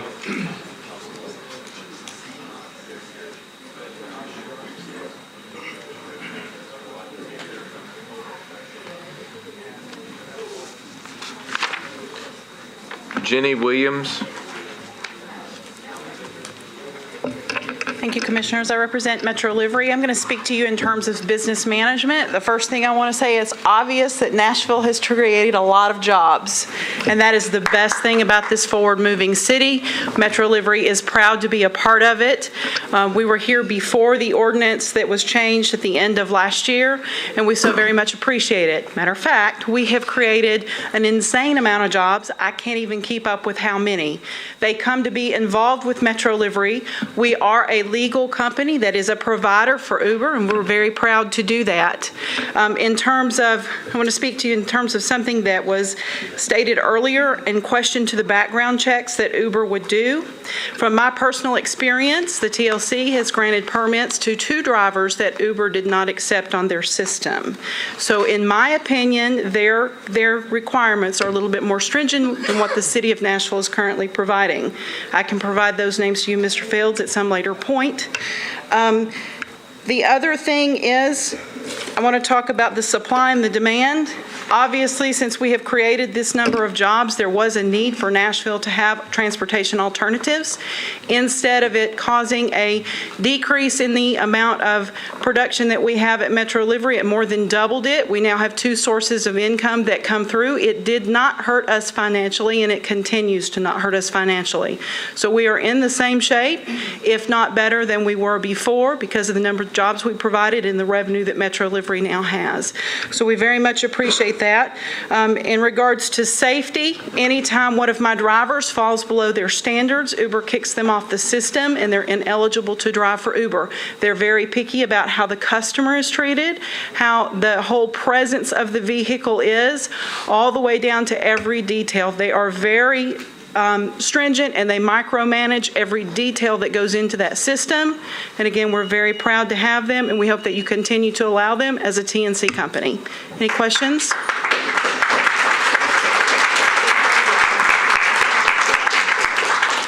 I have a, yeah, go ahead. No, please. You said Metro Livery had a couple of drivers that were moved from? That is correct. We had 2 drivers since the beginning that we have hired that Uber would not accept.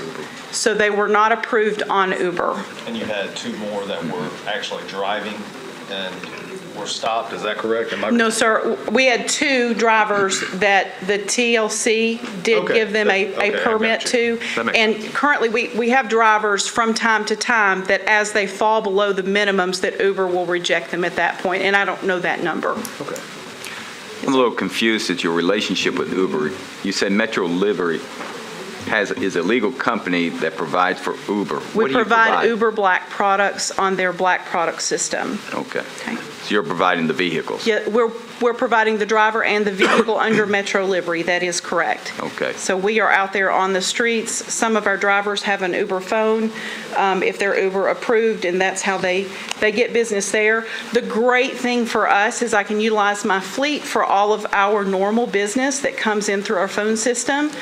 The reason that our phones ring to begin with is because Nashville had such a hard time to get someone to come and pick them up quickly, and Metro Livery did it better than anybody in town.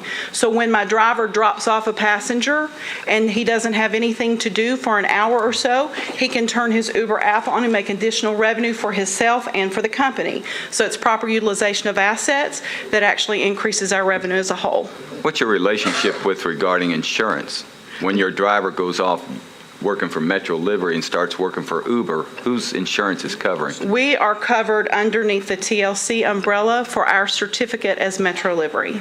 Okay. And then taxes. Are you paying taxes, and how do your drivers who are working for Uber pay taxes? How do my drivers? Our Correct. drivers are independent contractors because they receive more than one mode of, or more than one revenue stream of income. They come in and do a house lease on the vehicle. They pick up a car and they're out and running with whichever dispatch they accept from. And if they've turned off their work for you and have turned on their work for Uber, for lack of a better way of Yes, sir. explaining it, who pays the taxes when they're in service for Uber? Are you speaking in terms of their personal taxes? Well, They're an fair. independent contractor, so So- they're all signed as an independent contractor with a house lease. Okay. They have 2 different modes of dispatches that they currently receive. They receive Metro Livery dispatches, and they also receive dispatches from Uber. So Uber can't control them, nor can Metro Livery. They can choose what to choose. So if they decide they only want to work for Uber, then they can take the phone and leave it on and be unavailable for Metro Livery. All right. Thank you. You're welcome. Any others? Thank you, Ms. Williams.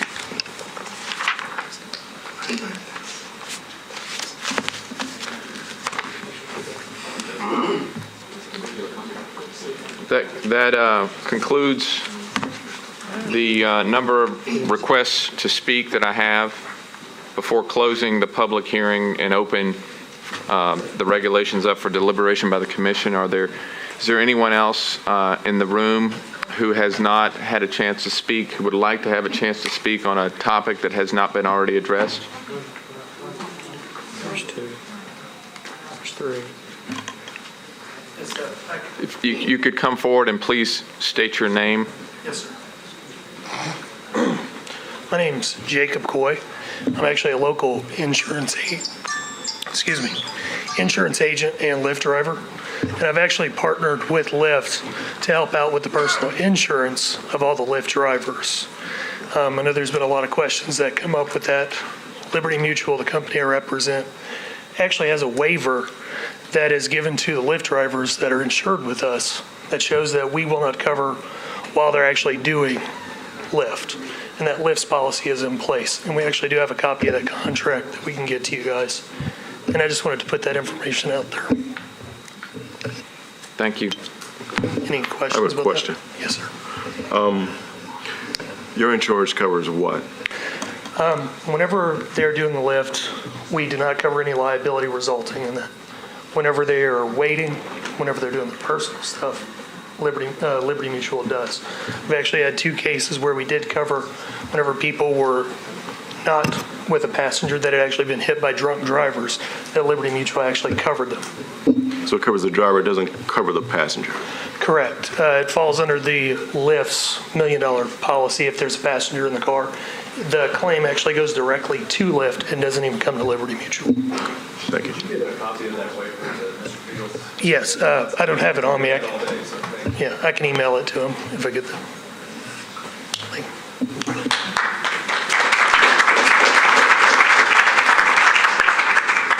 Hello, my name is Matt Ratliff. I'm a Lyft driver. And just based on a few things that have been said today, I just wanted to make a few points. I appreciate the desire of the cab companies to want the same exact rate, to lump us in the same category. But we're not. We're not a taxi company. We're individuals who have various jobs. We're not professional drivers. We really are local citizens providing rides in our spare time. We're not you can't flag us down like a taxi. You actually have to sign up for our service. You have to enter your information. It's more of a private club, really. If you violate our policies, you can be deactivated from being allowed to use our service, which again, completely different from the public service of a taxi cab. So I just wanted to point that out. I do appreciate where they're coming from. I think one gentleman brought up email earlier. It is a lot better than regular mail, but it's not illegal. Thank you.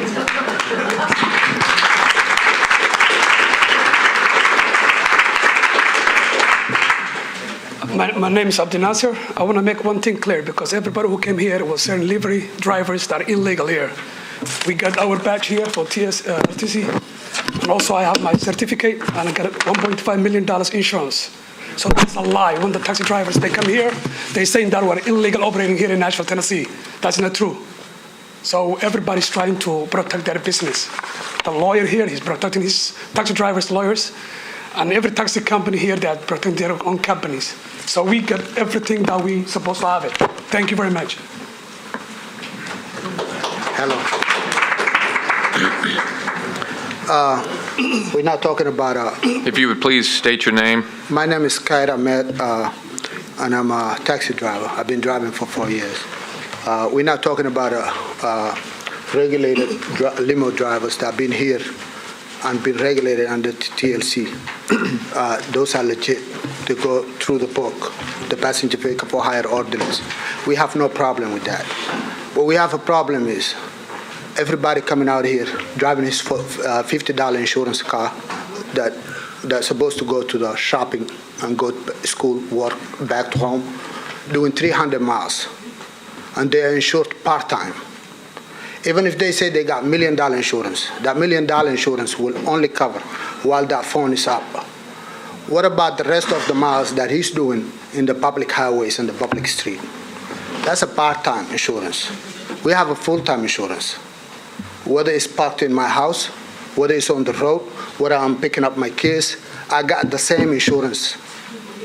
Their insurance, none of their vehicles have insurance in the glove compartment. When accident happens, I'm not talking about the legal. I'm not talking about Metro Livery signature and all that. And I really appreciate Metro Livery lady saying she actually had an increase in her revenue. I wish we could have said that as a taxi drivers. The reason that they suspended Uber Taxi and they're promoting Uber X is to undercut public safety. In city like Chicago, Uber Taxi, when you give the option to the public, Uber Taxi and Uber X, and they know the risks associated with Uber X and how legit taxi is in terms of insurance, finger background check, medical card, DOT medical card. None of them has a medical, nobody checked their medical records. Are they capable to drive, transport people? I mean, they could have a condition. So, I mean, this is public safety. We always speak about public safety when we come here. But this water down is undercutting public safety as it is. So, I mean, I wish they offer Uber taxi and compete on that level, but this is not a competition. This is not a level playing field. And that's where we are today. Thank you, I appreciate it.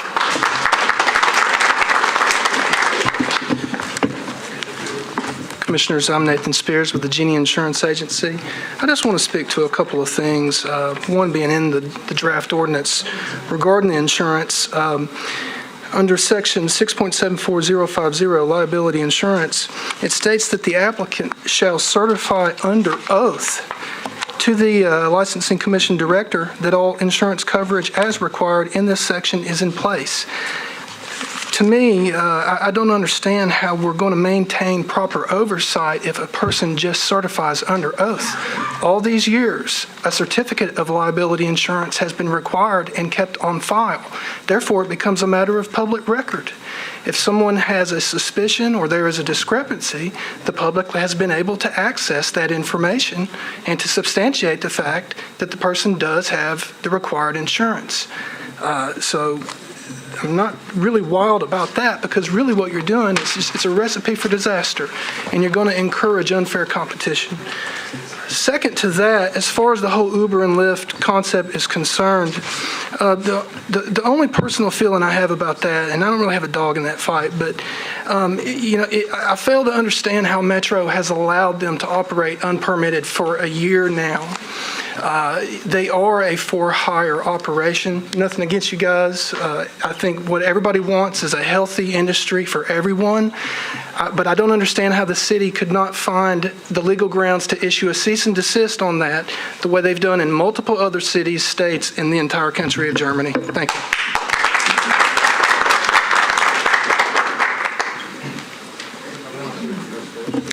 My name is Richard Jonathan Simpkins, and I'm happy to come here and speak to you for a minute today. First, I'd like to thank Billy Fields for the wonderful leadership that he's showed with this agency since he took over and cleaned up Brian McQuiston's mess.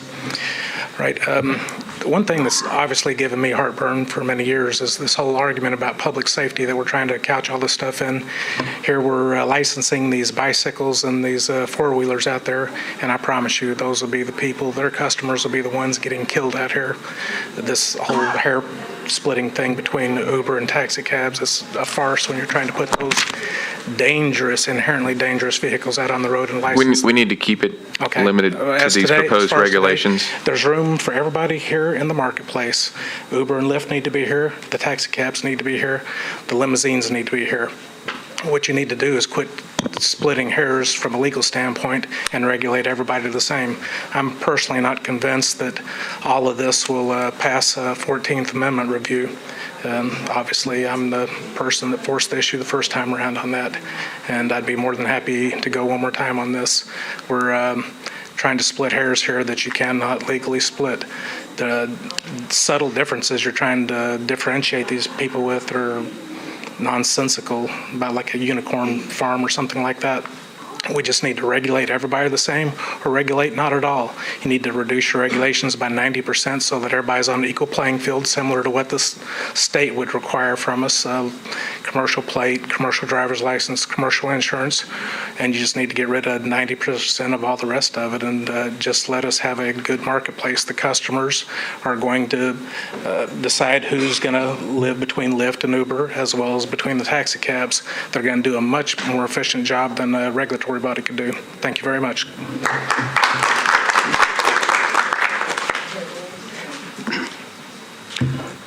My name is Faisal Muhammad.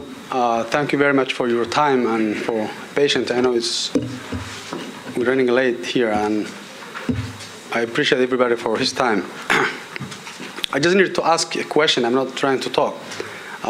With this committee, I guess you're the same committee who been giving the cab numbers in the past few years. Based on my thinking, I've realized that numbers have been given where the committee thought that this was the demand of the city at the time. Because I knew every company get less than half or even more than that for what they applied. By saying this, for right now, I'm feeling kind of, if we are in where we can drive and work with personal vehicles, I get a family, or every family in Nashville of 5 people, they have maybe 3 cars sitting at their parking garage. If it comes to work with these personal vehicles, how many people can go to work with their private owned cars, and who can control them, or who can say what number do we need really to be on work. So my question is, if we are in a place where there's no control for how many vehicles for hire on the street, why the cab companies cannot get the original numbers they applied? Thank you very much. Thank you. At this point, we're going to close the public hearing. I thank everyone for speaking on this topic. And at this time, we're going to deliberate as a commission on these proposed regulations.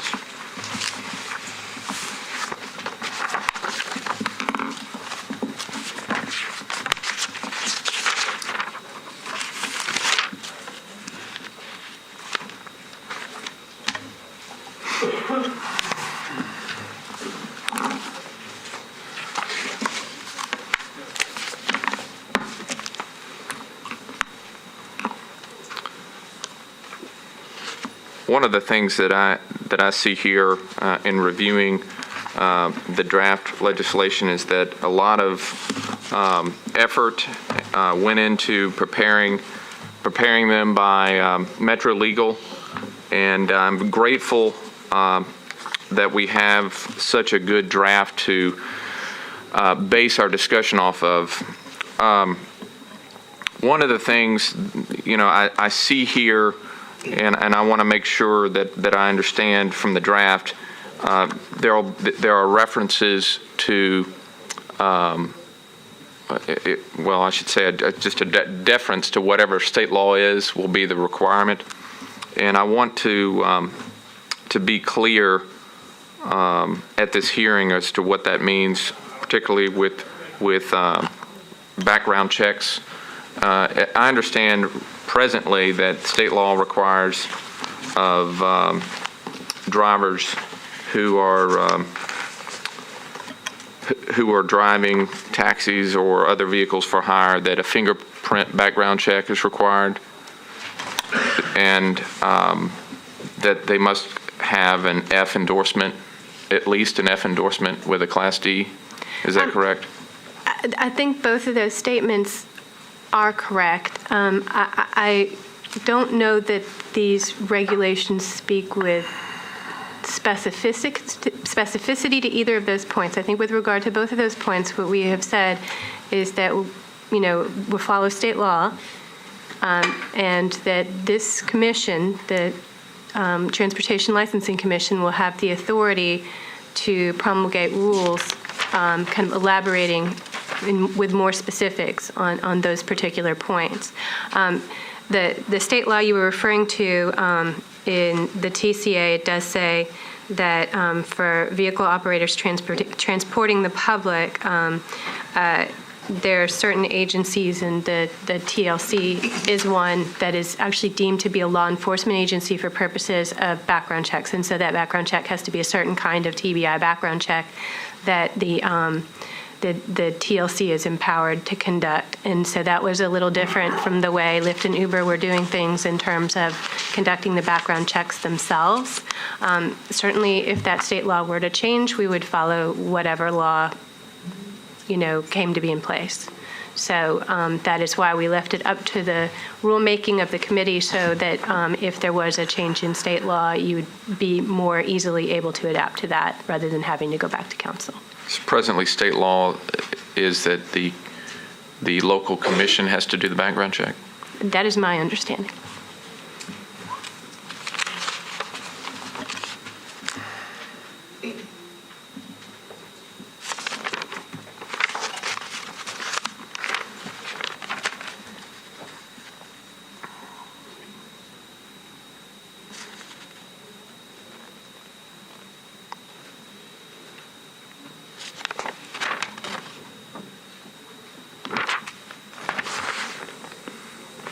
If I can make some suggestions, throw some things out there.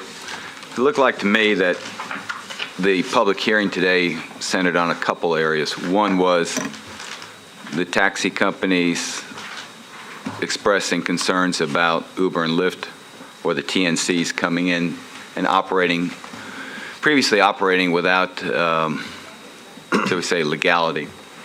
And that's a policy issue that's going to be decided by the Metro Council eventually. I think what's before us today is this proposal of this legislation or ordinances and what we recommend to the council of accepting or not accepting it. The decision of whether Uber or Lyft or other TNCs come in, it's going to be made up to the council. It looked like to me, as far as the public policy about this proposal that's before us, the main issue came down to this minimum fare. Otherwise, I think the representatives from Uber and Lyft that were here today seem pretty much able to accept most of what's in this proposal. I did listen to the one lady who has used Lyft primarily, and I'm willing to, I would recommend we continue to leave that in there about the minimum fare. That would be referring specifically to 6.74.025 D1C, and leave it up to this commission to decide what minimum fare should be assigned at a time when we can actually more thoroughly hear on that issue. The cab companies currently have a minimum fare in place, and I would recommend that we stay with that as written in this proposal before us today, and we can look at it more carefully with more time and opportunity to evaluate the issue. From what I heard, it looked like it's just about a minimum fare, about $10 anyway right now. So, and I don't even know if that would be a number we'd be looking at, but I'd say leave that as is.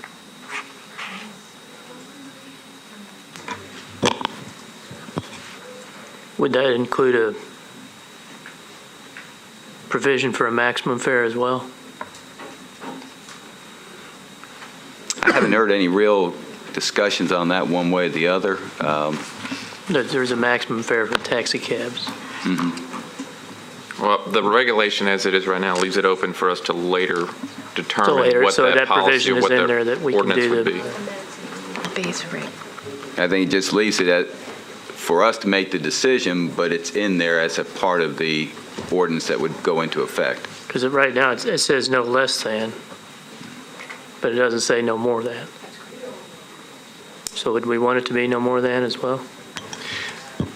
Mr. Turner, what we've proposed is that if this ordinance were to go into effect as it is, those rules would come back, that decision would come back to this commission to make that decision on. Not on the maximum. We haven't written it so they can make a decision on the maximum, on the base rate. Right. Right, we'll be dealing with a base rate, so that's just, again, the base rate. We're not dealing with a maximum, but it'd be a base rate. So we wouldn't have that authority. Correct. So they could charge whatever they want. What the section says is it says fare determined by either a flat fee, vehicle mileage, or time of use basis, or on a combination thereof, with a base rate of no less than an amount set by the MTLC by rule and approved by the council by resolution. So there's no maximum fare limitation.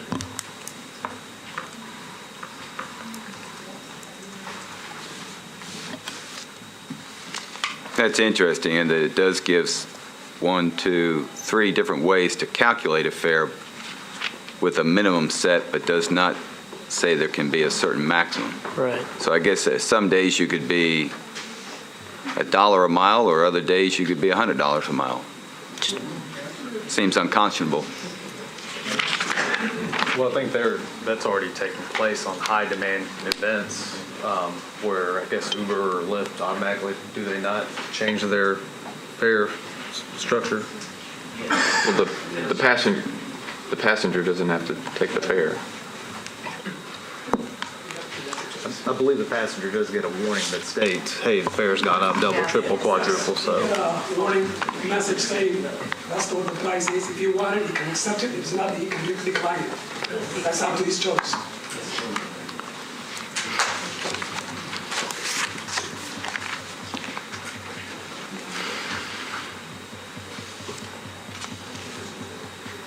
Commissioner Turner, you look like you want to make a recommendation about maximum fare. Well, it just seems like if we set minimum fares, that we can be able to set maximum fares too. That's my thought.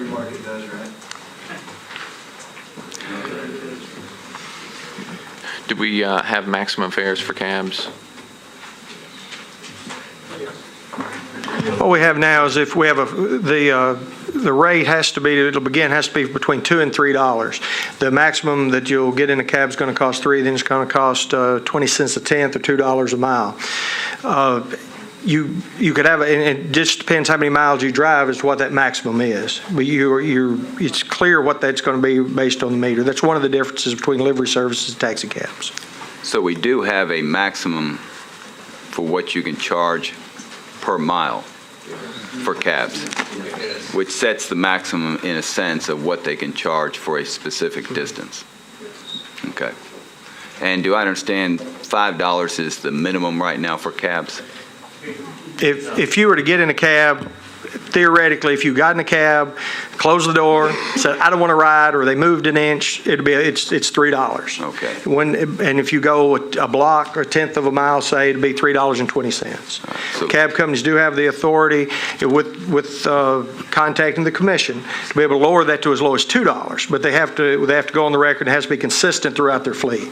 So when we start having this discussion about a minimum for TNCs, we're looking at somewhere around $3, $5, something in that neighborhood. Again, the very lowest a cab could charge would be $3. I don't think that's really ever happened, but I'm looking at people nodding. I think the reality is $5 that's a flag drop, and $2 for that first mile is probably a minimum I'd suspect you're going to get out of a cab.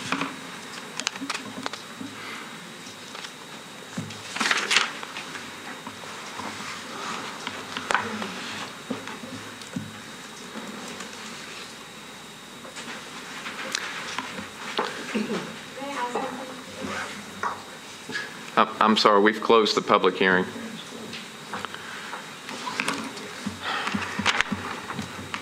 Well, Mr. Turner, you're going to make a recommendation about the maximum?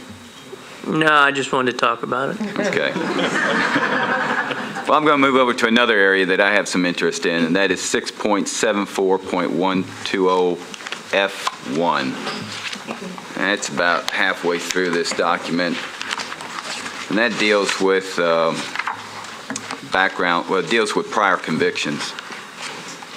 And I've given Mr. Fields a suggestion of a way of rewording that particular section there. But before we get into that rewording of the heading, going down to the bottom there's an offense labeled aggravated domestic assault. Under Tennessee code that sets out different criminal offenses, there is no aggravated domestic assault.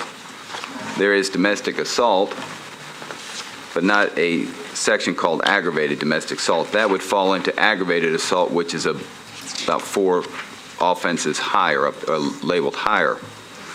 And I've given some thought about domestic assault, which is a Class A misdemeanor, can carry up to 11 months, 29 days in the county jail.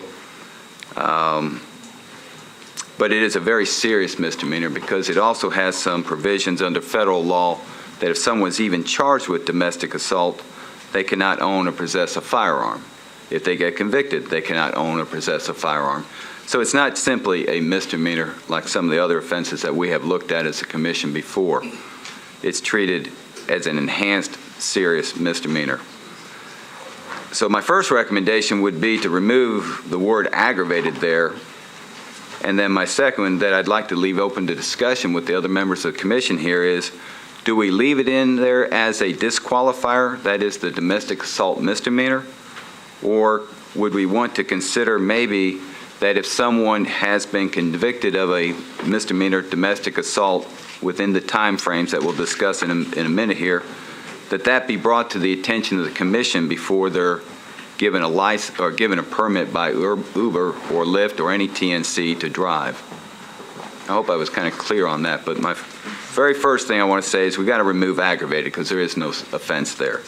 And then do we leave domestic assault in there as an automatic exclusion to be able to drive, or do we want that brought to our attention in approving or not approving an applicant?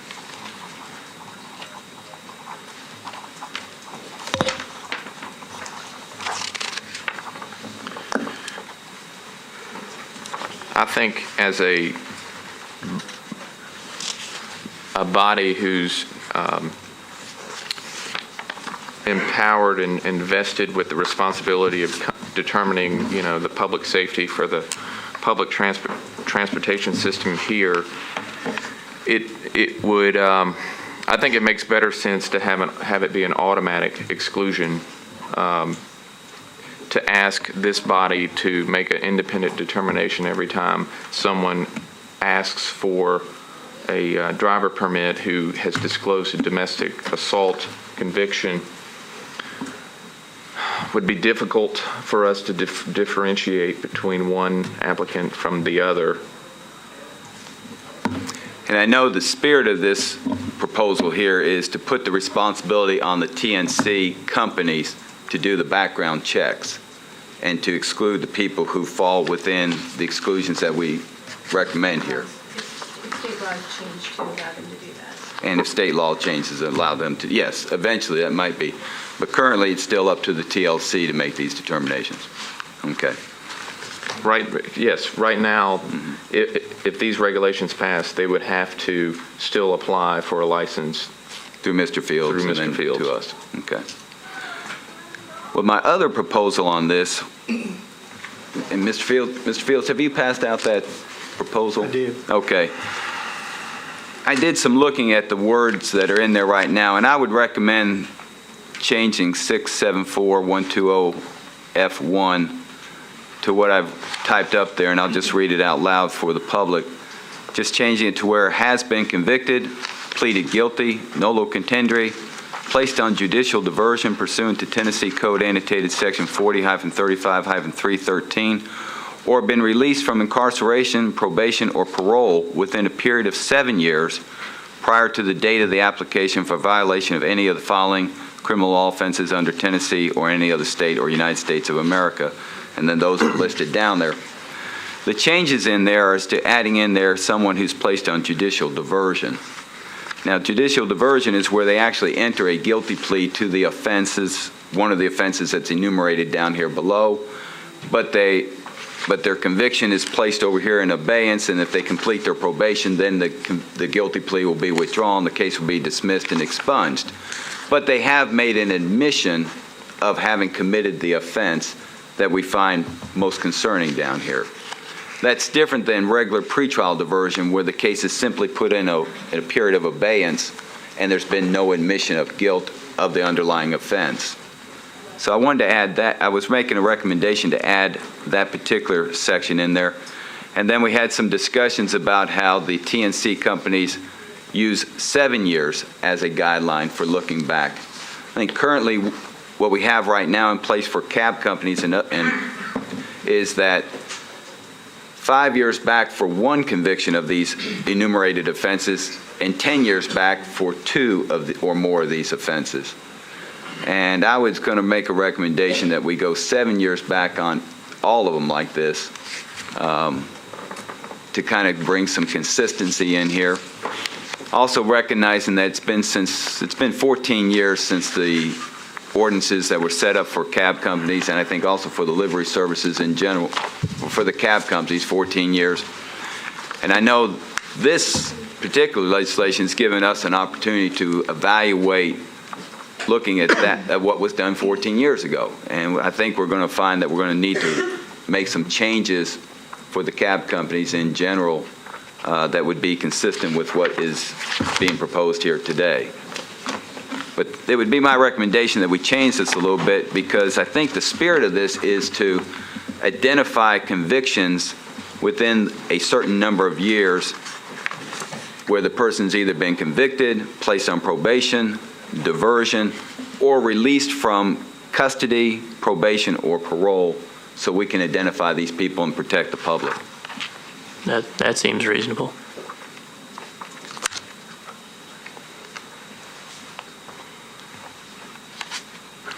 Do we have to do anything? Do it all at once? Yeah, I would do it all at once.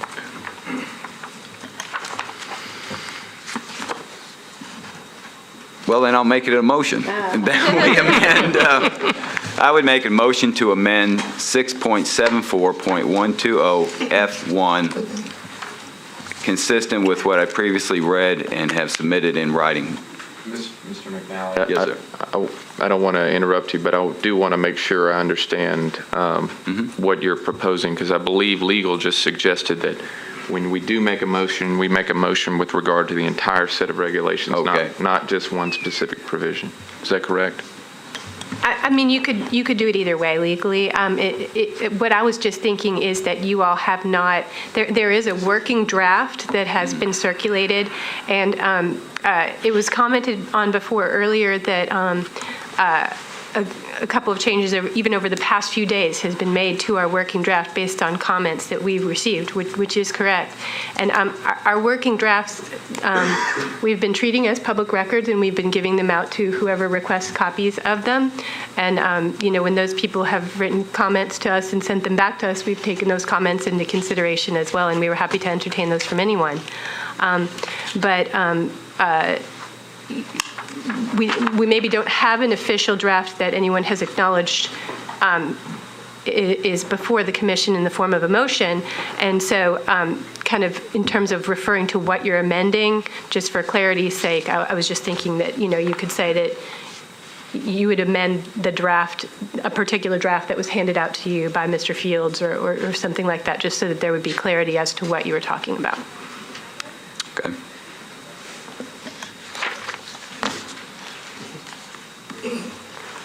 Well, now I'm intimidated to make a motion. Well, of the draft, so that we can get at least part of this, maybe, go ahead, Mr. Fields. Just so the draft that you have is the same draft that's on the website, on the opening page of our website right now. The one that was provided to me, I think, yesterday by you. Correct. Same one that's been on the page for 6 weeks. And I would also add that this is the draft that had the insurance language change that was discussed in the public hearing as well, so.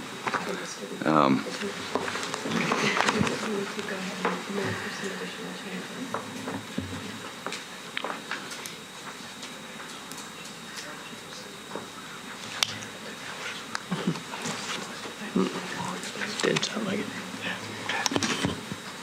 One of the other things, again, this has been a working draft, and we have solicited, and I'm pretty sure, at least on the folks that I have regular contact with, I've asked for any comments to be sent to us.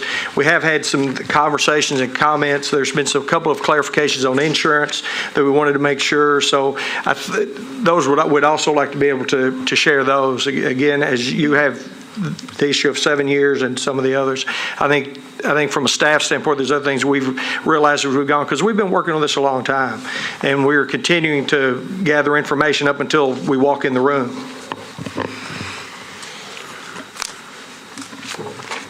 Sure. So if it pleases the commission, I would be willing to kind of walk through the few additional changes that we've made to that draft that's been posted on the website for the last couple of weeks. I think that's a good idea to go ahead and get that so we can move on it.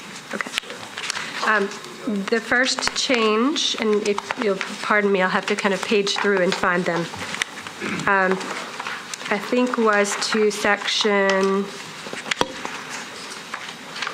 674.030 B2, capital letter B, number 2.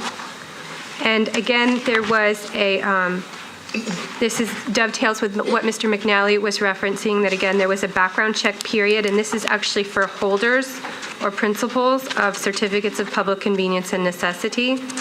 And we had discussed the background check periods in the original 674, which, and by the way, most of these changes apply not just to TNCs, but across the board to all other passenger vehicles for hire. The background check period of 7 years might be a compromise between the fact that we use 5 years in some places and 10 years in other places. And so we ended up adopting 7 as the set period throughout, basically. So this is one of those changes. There was a 10-year background check period for principals of holders of certificates of public convenience and necessity, and we changed that to 7. It was at 5, and we would recommend the commission that goes to 7. And then the next change is the next significant set of changes, and the most difficult part of this ordinance to write, I think BC and Billy would agree with me, was the insurance section, which was 674050. So in the section, capital letter B of that, we had a change where in between, where it says at the very beginning of B, holders of certificates of public convenience and necessity shall maintain general public liability insurance. We inserted the word commercial, shall maintain commercial general public liability insurance, which was a change that was requested and that Mr. Cobb said, was fine from an insurance perspective. And then another suggestion was that following the word basis and preceding the words such holders, a paragraph be indented. So that would become B2, paragraph number 2, which would then make the current paragraph 3, current paragraph 3, number 2, number 3, excuse me, and the current paragraph 3, number 4. So there was a kind of a numbering change there. And then some language that was formerly in Section 2, which is now Section 3, was deleted from that section and then moved up into Section B2, what is now Section B2 and what was formerly part of Section B1. And that is all vehicles permitted under a single certificate shall be covered under one master policy held by that certificate holder with coverage of not less than $1 million combined single limit. The holder of the Certificate of Public Convenience and Necessity shall certify under oath to the MTLC that it has met and will continue to meet all requirements as necessary to ensure that coverage remains in force for each passenger vehicle for hire currently or in future affiliated with the holder of the Certificate of Public Convenience and Necessity. Documentation of compliance with these requirements shall be available to the MTLC staff upon request. And the reason we made that change is it was suggested to us, and it seemed to us to be essentially stylistic and maybe even a little cleaner than the way we had it originally drafted. And so we were willing to accept that change.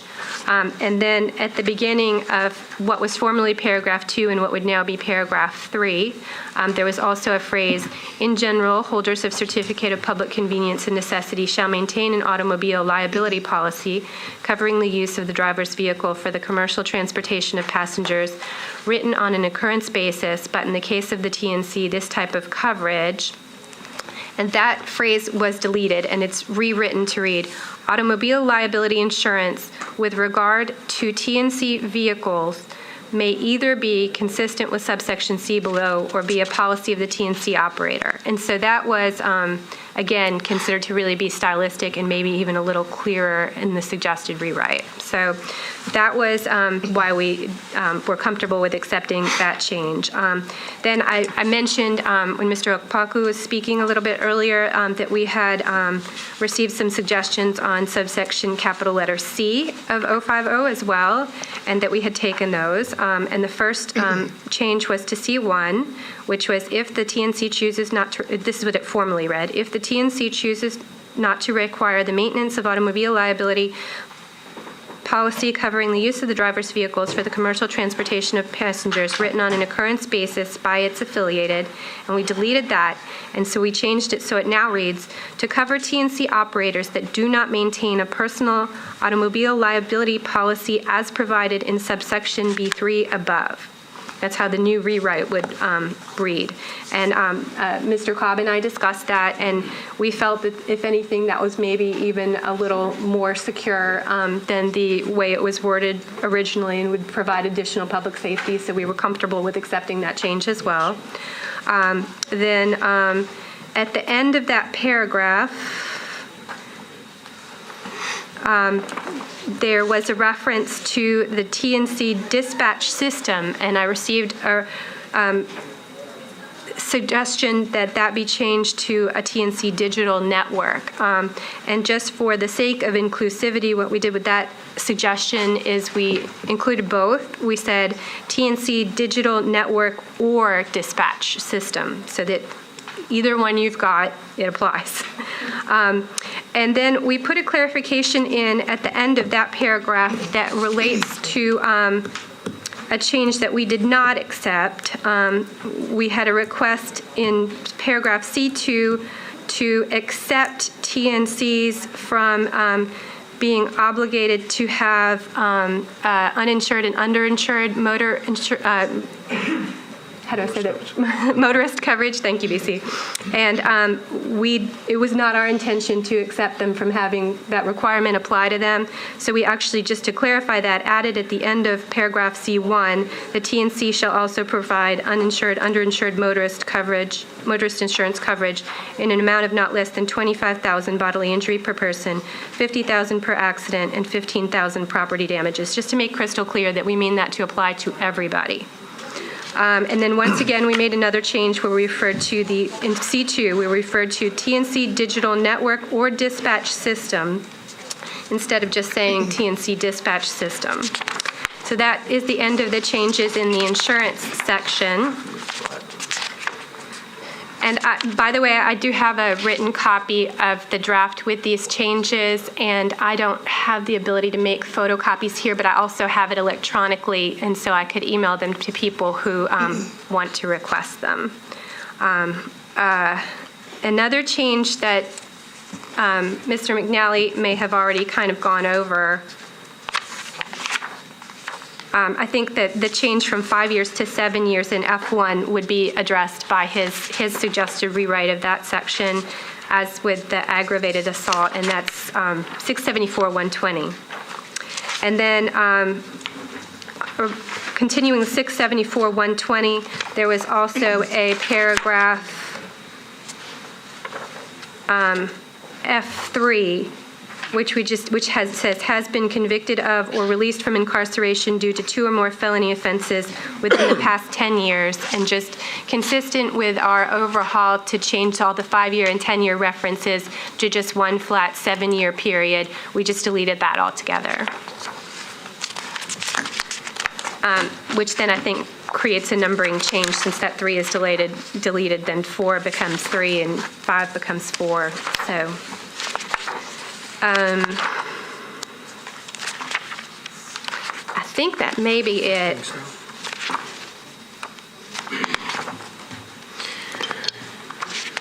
Director. But those are changes that staff would recommend. Mr. Fields, with regards to 674.050 section C, 3, we got the holder of a TNC certificate of public convenience and the necessity shall certify by oath. Is that generally how we handle the insurance or proof of insurance with the cabbie drivers? It is not. One of the things that we have looked at in the way we do business is these are professional businesses. We expect them to be able to do things in a professional manner. We're looking at being able to push some of the things that's required of government back onto them. Several references have been made today about abilities to enforce, abilities to do some of the things that we do. The truth of the matter is we can continue to hire staff or we can push it back to the companies. Our intention is to require the companies to be responsible. We would then do random checks. We'd also do spot checks. We also would plan, and I've said this publicly, I'll say it again, the things that we've changed in here, we intend to come back to the same commission as quickly as we can to make the same kind of recommendations for the taxi cab companies and any other vehicles for hire that would be anything else that we would regulate, but clearly taxi cabs would be one we'd want to talk about. And the last sentence there, it does say the documentation of compliances with these requirements shall be made available to the MTLC staff upon request. So great. There's a provision under subpart D of that same part, 6.74.050 C, excuse me, D. And I'd like to see if I could get some clarification on the language. On the final sentence, it says, the holder of the Certificate of Public Convenience and Necessity shall quarterly certify to the MTLC director that they maintain current endorsements, including all of the applicable above described coverages as to each permitted driver and vehicle pertaining to said certificate holder's certificate. And then it has the provision, which I'm not sure I understand, or that they ensure that such endorsements are maintained. And then goes on to say, and shall promptly make all such documentation available to the MTLC director upon request. Yes, that is different from the current version, and the reason for that is partly because of what Billy was talking about the fact that we are kind of requiring them to meet these obligations and certify to us that they are doing that. And it partly is that while really in every other area of this ordinance, with a couple of exceptions that were just not good fits, we tried to keep the provisions the same for the T&C vehicles as we had for other kinds of other passenger vehicles for hire. With the insurance one, that we found that to be just impossible to do, just because their business model is so different. We were kind of trying to look at, this is such a cutting edge area of the insurance industry. You know, the insurance products aren't even necessarily available in some cases. And so we were trying to work within what was possible and come up with something that would still ensure the public safety. And, you know, so we've certainly been looking at what other jurisdictions have been doing and trying to be creative. And so what we came up with is options for TNCs. We thought one fair thing to do would be to treat them very much like cabs. And so while we set the exact amount up to the discretion of the TLC to set by rule, what we were sort of contemplating is that what you would set by rule is if the individual drivers wanted to procure their own insurance and procure it as commercial insurance, that would be one option. And in that case, the minimums for their coverage would be pretty much, we would be able to be set by you by rule at a future hearing if council adopts this. But the quantities that we were sort of contemplating was equivalent to whatever the cab drivers have at the current time. The other alternative would be for it to be more like the livery model, which is the company owns the policy and they insure everyone. And previously that was a 1.5 million requirement.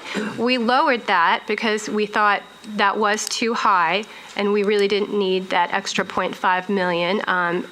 And so we just lowered that as to everybody, including all other passenger vehicles for hire, not just TNCs. But if the company itself prefers to maintain the coverage for all of the vehicles associated with it, then that would be that $1 million policy instead of the lower individual policy limits of the drivers. So in that case, if we're following that model, instead of the company certifying that they're providing the policy, they would kind of be responsible to be the police of their drivers, basically, and say all of our drivers are maintaining those endorsements. So that's why we changed that to say or that they ensure that such endorsements are maintained. So long answer to a short question, sorry. Mr. Fields could request those at any time, right? Correct. Okay, that's perfect. But this way we would at least get routine copies and we'd know that it was routinely being maintained. I like that. That's good. While we still talk about insurance, one of the things that concerned me in the public hearing was what happens when one of the driver's personal insurance policy kicks them out because they're operating the vehicle in a commercial capacity, and what situation does that leave the passenger in if there's an injury? And so one of the things that stood out to me as a theme here is that what we're charged to do is to kind of protect the public safety. And I think there's some room there for the public to be harmed if we don't do something very decisive about the policies that the drivers must be covered under. And I'm sure you've got the insurance guy there. He prepared to kind of, because the thing that concerned me was a comment where the gentleman had called insurance companies this morning I think he said he called 7 companies, and all of them said that they would they would be canceled and not honor any claims in that situation. So I just want to make sure we kind of understand that that's an area that I don't think anything has really happened where we've had to really visit that. But I think there's some caution that needs to be taken on our part in protecting the public. Commissioner, that is something that in working on this draft we were very concerned about, and it kind of depends on the very situation. You've heard some discussion by some of the presenters of the fact that there are kind of 3 stages in a TNC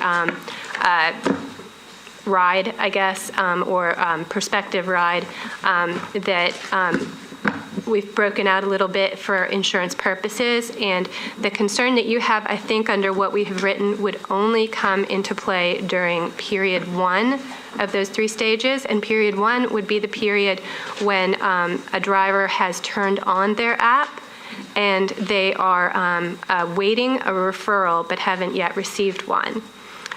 So in that stage, their personal policies would continue to cover them.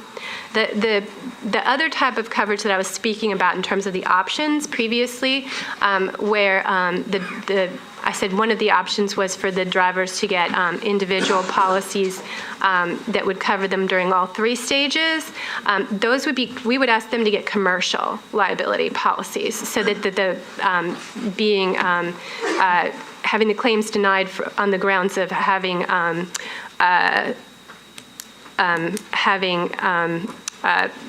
using personal vehicle for a commercial purpose wouldn't be an issue.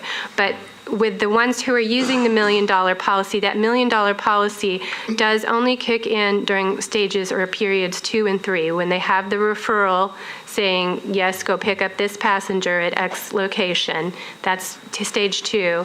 And then when they actually have the passenger in the vehicle, that's stage 3. And during those 2 stages, as I understand it, the $1 million policy would apply to both those stages. So in the first stage where they are, perhaps parked at a curb, perhaps on their way to the grocery store and they turn the app on or whatever, that is when there would be some potential for their personal policy to be in play. And what we have provided is that, and BC, please stop me or correct me if I'm saying any of this wrong, but what we have provided is that if their personal policy rejected the claim because they were deemed by their insurance company to be on a commercial enterprise that was inappropriate, then at that point, the TNC would provide some supplemental coverage. And the word supplemental or contingent or excess has been somewhat bandied about in that context. And the limits for what that would be, we, again, didn't specify because that was subject to some debate, and so we left that again to you all to specify at a future date at a future proposed rulemaking hearing. So what we sort of contemplated that might be in earlier drafts, though, was, I think, were we talking about 100? What, I think we were talking about the minimum. 50, 100, 50, 100. 25 or something like that? Right, but it also says that they will become primary. The TNC's insurance Right. will become primary in that event, so. Yeah, I think that's very important to actually use the word primary. Right. Yeah, so if either, and we're having some discussion about whether it was contingent or excess, and we kind of said, yeah, I guess both, because whether it's that the driver's insurance, like the driver has not met his or her obligations and has just let their policy lapse or, screwed up in some way and let it lapse, in that case, it would cover it.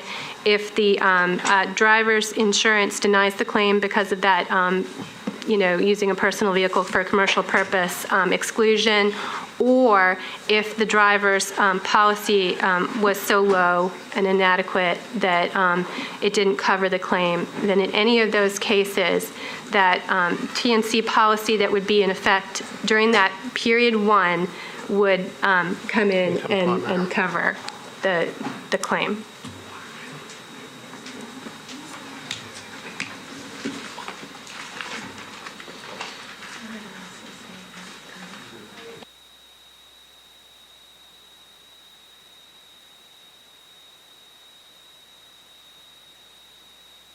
colleagues' concern. I had the same concern. I would prefer that the language in the regulation actually use the word primary, just because I've heard a lot today about the discussion between supplemental and excess. I mean, those are terms in of a legal sense, and I don't want there to be any ambiguity as to what we are requiring. It does. At the bottom of C2, it says, the TNC operator's personal insurance policy is not in place, denies coverage, or does not cover the full amount of the damages. The TNC's insurance shall become primary coverage for the TNC vehicle of that particular TNC operator up to the limits for that period to be set by the MTLC by rule. Great, thank you. I wasn't sure if that was still in the latest version. Thank you.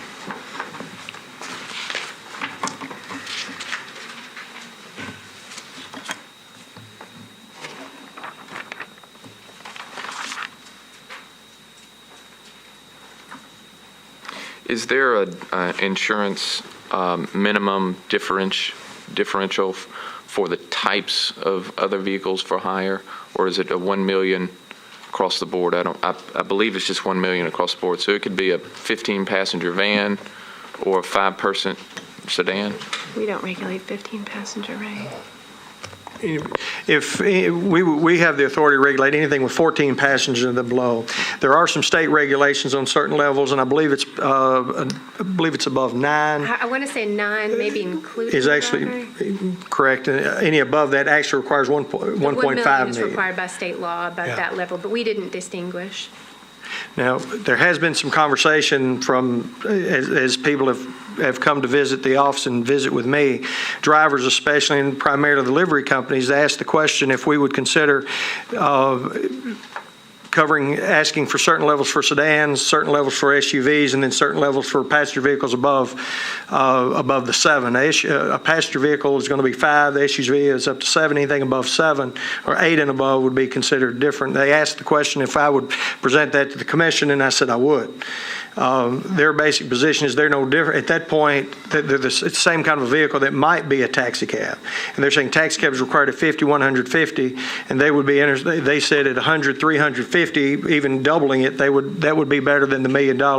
That's specifically what Mr. Gurry spoke of earlier, that he thought was, from a fairness standpoint, he thought it was different. We settled on $1 million because we felt good that that's the level. However, there is a difference between, in terms of the number of people in the vehicle and that sort of thing.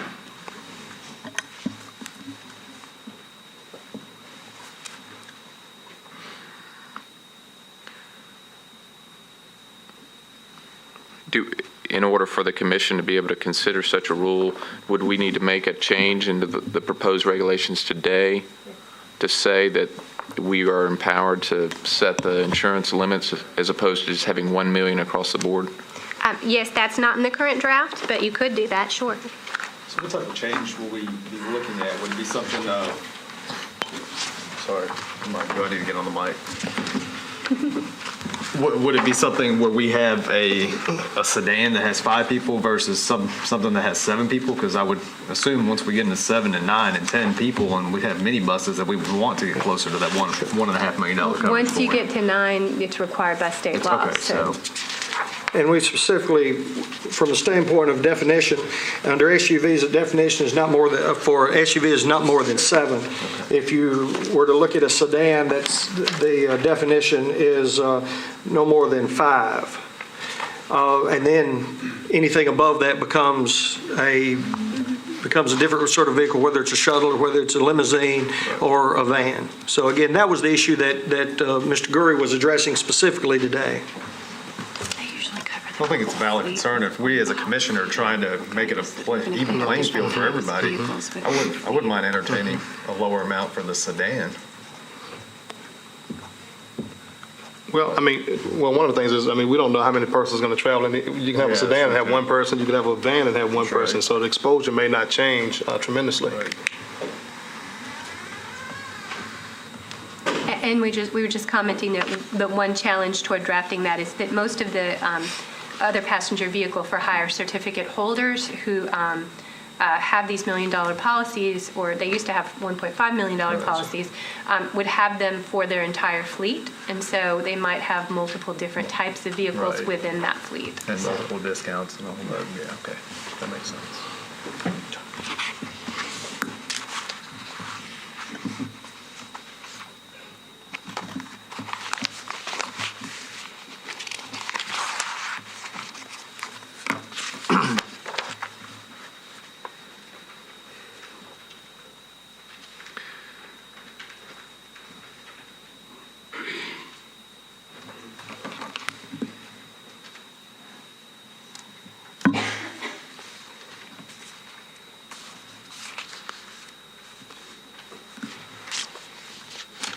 Are there any other concerns or thoughts from the commissioners about some changes to the language in the proposed regulations?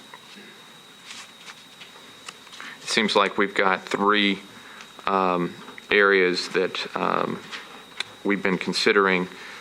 The first pertains to Mr. McNally's suggested changes to 6.74.120F.1. We also have a number of staff recommended changes to 6.74.030, 6.74.050, and 6.74.120 as well. And then also consideration of breaking out the minimum insurance requirements for other vehicles for hire. Have I missed any proposed areas? We have one about the minimum maximum That's in 25. fare. I wasn't sure. I know the current language is we are with authority to establish a minimum fare. Okay. It was there was no mention about a maximum fare in the current proposed regulation. People are given fares in advance, so they can do that.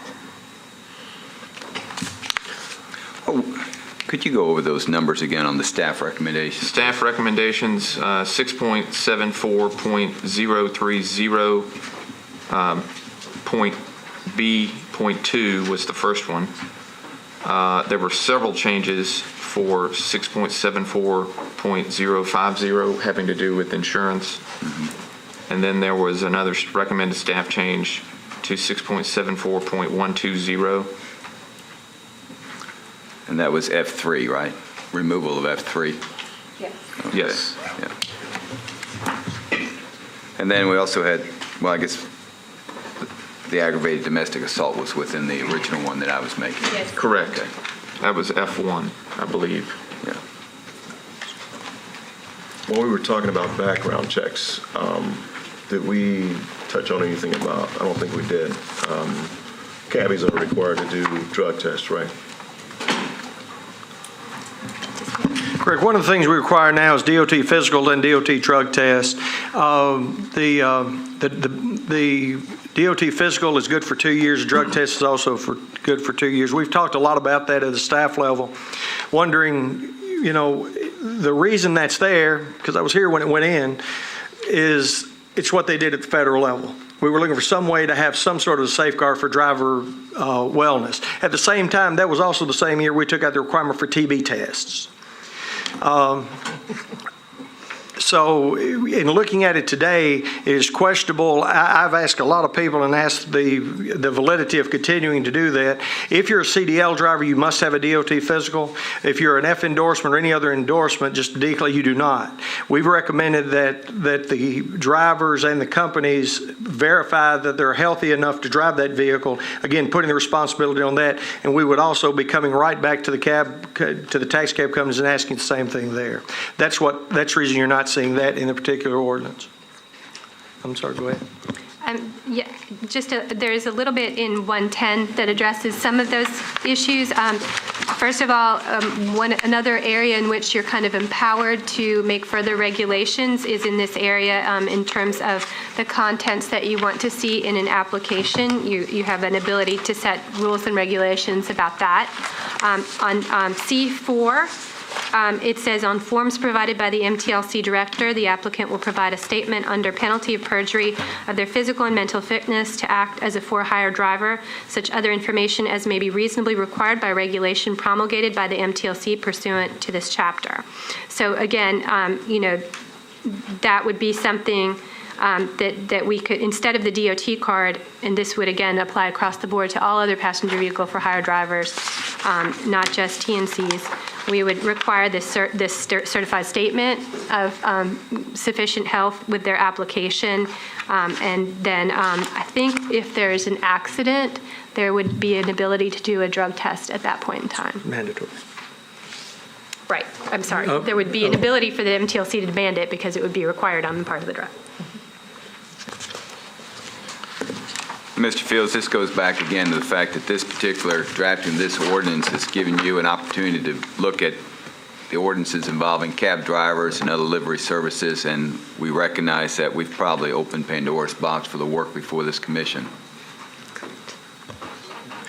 I don't know that I'd call it Pandora's box. A lot have changed since we started. When I became the director of the commission in the year 2000, the day I came in the office, I was handed the taxi cab ordinance. I was handed the wrecker ordinance that had just passed and the taxi cab ordinance.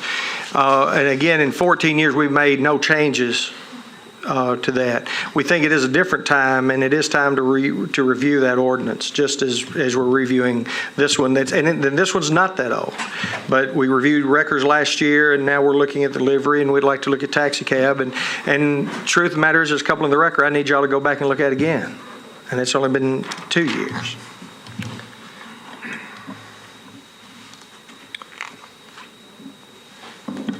Another point, as I've read these regulations, and I've read them and reviewed them closely more than once, and I want to raise this as a question for legal, because the point has been made at the public hearing about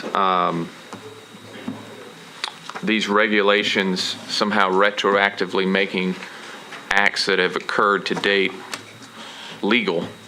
And I don't read the regulations making anything retroactively legal that has been illegal up to this point in time. Is that correct?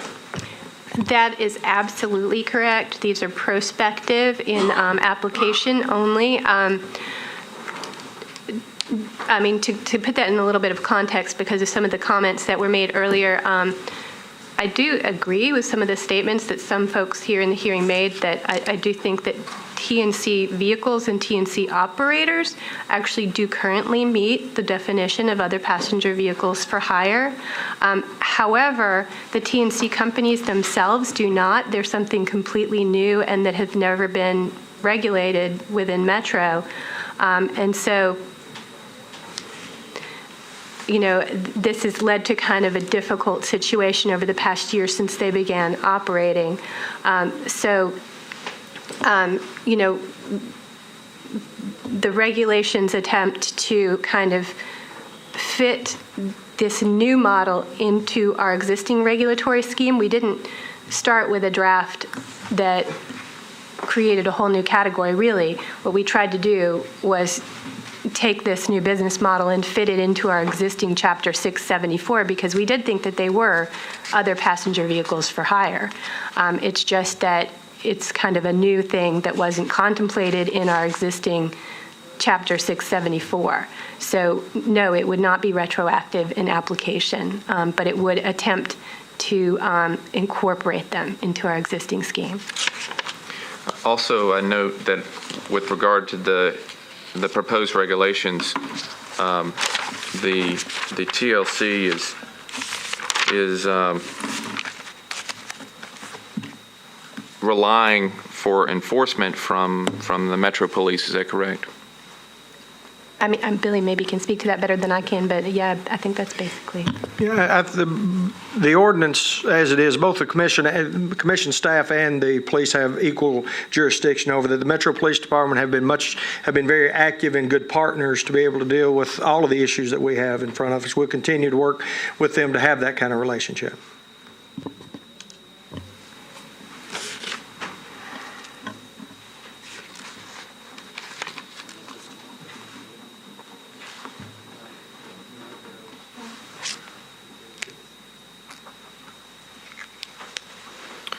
fellow commissioners have further comments or considerations to make?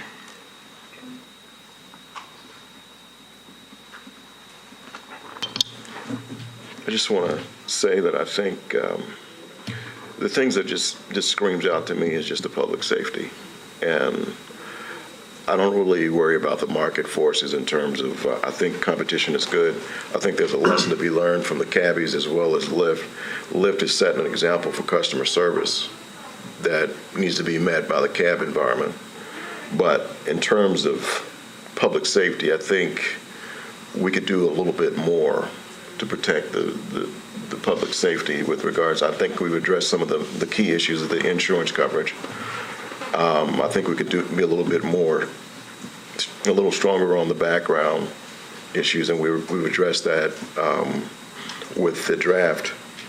I think since there's so little regulation right now, and they've gone under the radar with so little regulation, I don't see any problem with maybe implementing something more stringent about drug tests. That's just my opinion, just to throw it out there. But I think the initial draft here is something that is doable, but I think we can have a little bit more bite to it in terms of just being able to protect the public safety. And that's all I've got. If I can just add in response to that as well, also that because of the provisions in the application section 110 that I was just referencing, you would have the ability by rule to create additional requirements along those lines if the commission chose to do that. Later or today? In recommending this, it just says that you guys can do that by rule, so it would be at a subsequent date. This bill would have to pass to kind of delegate to you the authority to make those rules, and then once council passes it, assuming they do, then it would be up to y'all to set the regulatory requirements for the applications. So once if we come up with our changes, send it to council, council approves, what's the timeline after that until we get to what happens? How's it work? We'd have to meet certain deadlines. What we would do, assuming that it passed today, assuming whatever changes that you're recommending, we'd make those changes, then we would deliver it to the Metro Council, we would deliver it to the Metropolitan Clerk. After going through the normal legal process, we'd go through the legal department, the finance office, they have to do that, and then it would go to the council. The very earliest it could be in front of the council on first reading, I think, is the second meeting in November, which would put the second reading in the first week of December, and then the third week of December would be the third and final reading, if it progressed as 1, 2, 3. Clearly, the council could defer or do, once it leaves us, it will go to the council, and it's up to their decision-making processes and policy-making policies to be able to deliver it back to us for enforcement. Okay. And once they deliver it for enforcement, is there a timetable where we have to be ready for it and have all our docs signed, everything good? Or is that just up to the TLC? I think there's some things that would go into effect immediately because they're very specific. If they're requiring rule making, what we would have to do is generate rules, whether the staff would generate it and make recommendations, or whether we would just come in and say, these are the rules, and we have to make them. Okay. So it'd be as quickly as we could do it,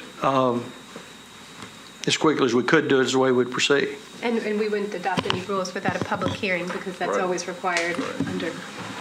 And then once those rules are in place, some of them will have to go back to the Metro Council for additional, depending on what they are. There are a handful of things such as the fees and the minimum fare that had to be approved by council by resolution. I hate to interject a whole nother topic, but Mr. Fields, because I know our hour's getting late, but Mr. Fields, I know that the cab drivers have to go through a community relations class of some kind because it was stated by one of the speakers during the public hearing. The cab drivers are often the very first person that tourists meet when they come to this community, and I didn't see anything in these ordinances for the TNC drivers to have to have some class or something that teaches them how to promote Nashville. And I think often especially since I heard that this app is universal from city to city or country to country, somebody may come here, that may be the very first person that they meet again from the airport or in our community, leaving a hotel. And I really want to encourage the drivers for the TNCs that we want to promote Nashville. It'll help your business. I know many of you live here, and some people have spoken about how they're proud to show folks around our city. But, Mr. Fields, what is it in here? Do we need some regulation or something in there about that? What we currently have is basically the same thing we have. I think we beefed it up a little bit in the new, and we're requiring the delivery services right now do not attend the same class that taxi cab drivers do. It is available to them, whether it's our 3-hour class or a 21-hour class. They can certainly be made available to anyone. What we've required of the new company, of all delivery companies, is an approved training program. So there is a program required and has to be approved by the TLC. So that's where we've left it in terms of what's required. There is a requirement in here. Yes, Okay. that they have to have an approved program. And it has to be approved. 674-110C5, mandatory driver training Thank you. program. I could not find that. That was my first question earlier to Mr. Fields. Not here, but earlier when I got this. Good. Thank you. Sorry. But I agree with you 100%. Thanks. Maybe 110. Not that we can agree before.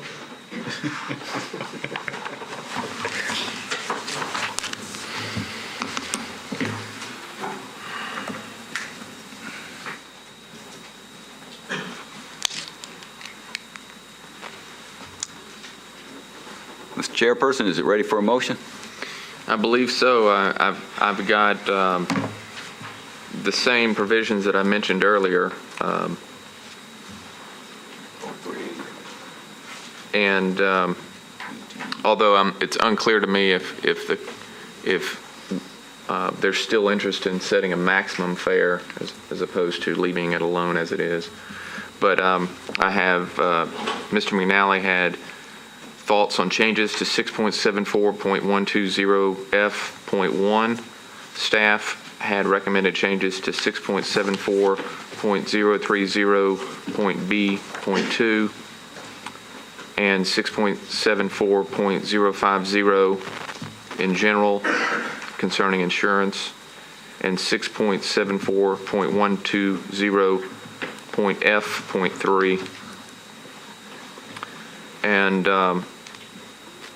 also, we had for general discussion and change, perhaps making a suggested change to insurance requirements for other passenger vehicles for hire, to allowing it that the commission can set the limits on the minimums, which would permit the commission to take into consideration the size and type of vehicle for hire.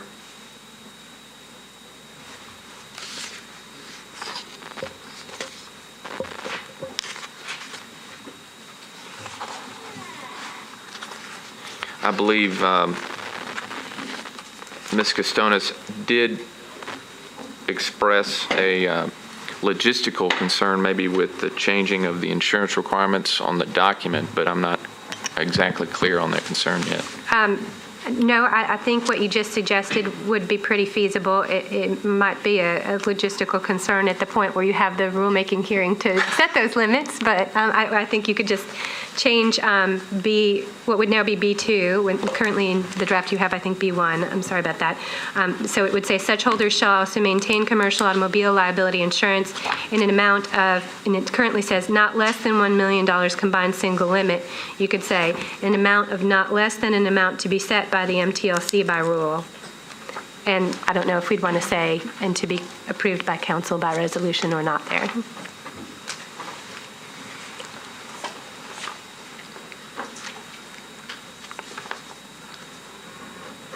But I think you could just leave it at that if you want to. And that was 6.74.050B2. It I added 2, so it's still part of section 1 of the draft. Gotcha. that we have. So it's 6.74. Can we ask a question of Ms. Joyce in the audience from Uber? Of course. Ms. Joyce, I'd like to ask you a question. If you'll please come forward. When a potential customer orders a car, who sets the fare? It's a fare that is determined by Uber, city by city, product by product. Okay, and would the driver be able to change that? Could they increase it? So there, I believe in the driver agreement, and I can get you the details behind this, so don't quote me on this exactly, but I believe the driver has the ability to negotiate what they charge, so they can adjust their portion of the fare. What cannot change is the Uber licensing fee between the driver and Uber. Can you give me an example? I'm standing. I realize it's complicated. I'm in downtown Nashville right now, and I go online, and I'm using your app, and I need to get to Green Hills. Yes. So I'm asking for a vehicle. Do you have transparency right then telling me this is how much it's going to cost you? Yes, absolutely. So all of the fare information is in the app itself. If you simply tap the different products, it will tell you the exact dollars per mile, dollars per minute, base fare, minimum fare, cancellation, etc. On top of that, you also have the ability to do a fare estimate within the app that will tell you within a few dollars the range of the fare where you're going to and from. Okay, when my driver arrives, can he then say, well, forget about that because I'm going to charge you a little bit more because I just washed my car or whatever? Not at all, no. So they can't do that? No, there is, in the nitty-gritty, for the sake of legal correctness, in the driver agreement, I believe there is a provision that says that if the driver wants to have a conversation with Uber and negotiate how much they can charge, there is that ability. But in practice, that has never, ever happened.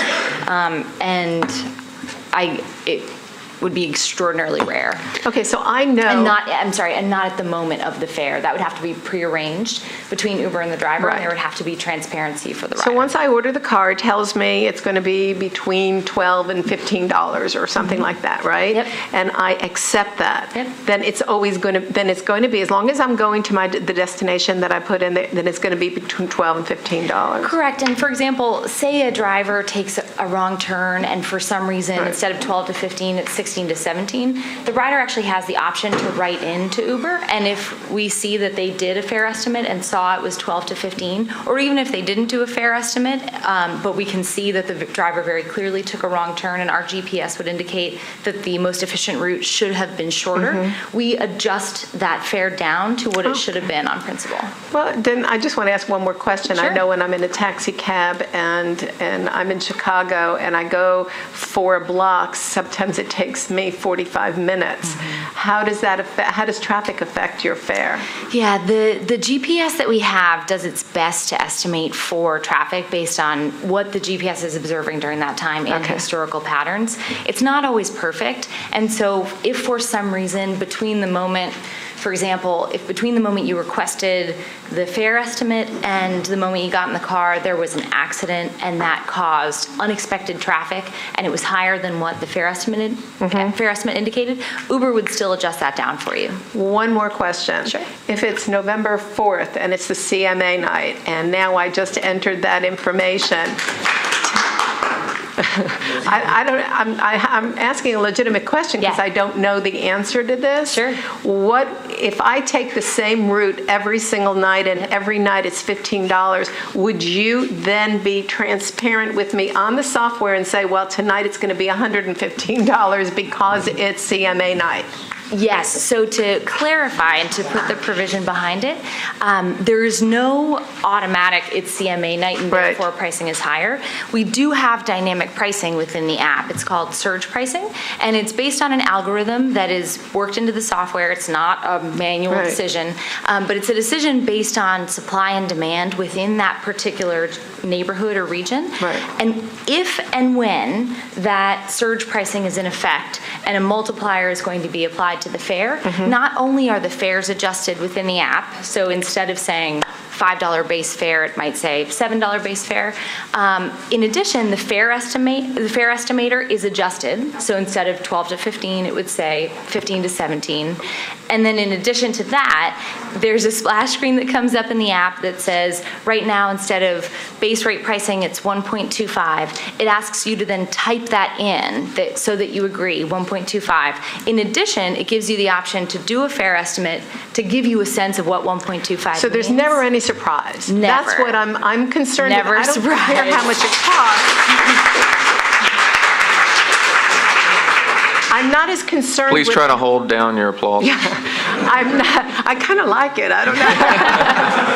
I'm not as concerned with the cost as I am with the surprise. That if you tell me right now, well, tonight it's going to be this, that I can say, never mind, and call something else. That's what right. I'm concerned with. Absolutely. And one step beyond that, there's also the ability to be notified when the surge pricing ends, to give you further optionality, to say, you know what, right now it's 1.25x, but shoot me a push notification when that comes back down to normal pricing, and then you have the option to request when it goes back down to normal. But it is never, ever a surprise. So then I don't really see the reason, and just my opinion, I don't see the reason to have a maximum, to set up a maximum, because that could change at any time. But there's transparency, and they're letting me know exactly what I'm going to be paying.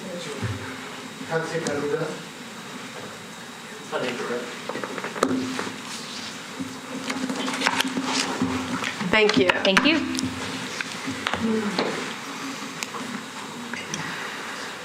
Any other thoughts or considerations? As the chair, I'm not able to make a motion. I have restated a couple of times the various provisions that we've voiced the most concern about. If anyone would like to make a motion. We're all staring at you. Well, I started this thing, so I'll try to finish it. I would make a motion that, in general, we recommend to the council adoption of this ordinance dealing with other passenger vehicles for hire, with the following suggested recommendations for changes or amendments. And in general, accepting the amendments and changes that staff has already told us about, but specifically 6.74.120 F.1. I've handed out what I would recommend for the introductory paragraph there for the changes to include 7 years, and also include judicial diversion and release from incarceration, probation, or parole. So we cover all bases so that people will be excluded who have any of these convictions within the last 7 years preceding their application. I would also, part of that recommendation, that specific one, change aggravated assault to domestic assault, as there is no crime of aggravated assault, and just leave it in there as it is. Then I would recommend the changes that staff has suggested to 6.74.030 B2, which simply is changing the wording from 10 to 7 years. 674.050 to accept the general provisions that staff has made for changes in subsection B and the renumbering of 1, 2, and 3, etc. Specifically under there, though, I would make a recommendation that in what is my current .050 B1, but I think will be renumbered to B2, where it's basically the second line where it says in an amount of not less than $1 million, that be changed to in an amount to be set by the MTLC in consideration of the type of vehicle and number of passengers the vehicle can carry.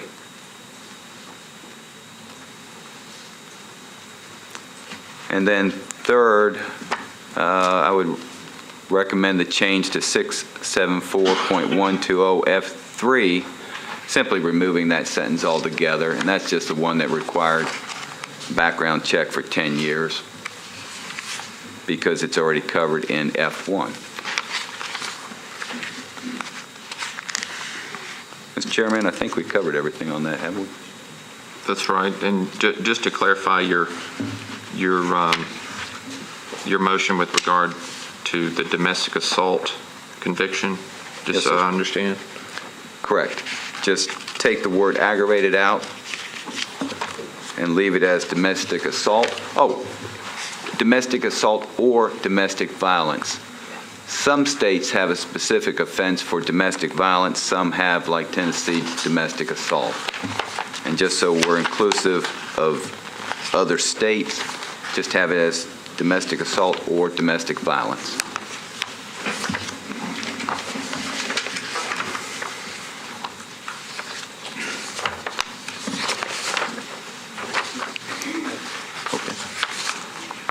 You made your motion. Do we need a second? We do need a second. I'll second that. We have a second. All those in favor of the motion? Aye. Any opposed? Motion passes. One thing I'd like to say, I appreciate the efforts of the chair for keeping everything going. And even though Mr. Cobb's left, we appreciate his work. But the work of Ms. Castonis and Mr. Fields on moving this through is commendable at a minimum. So thank you very much.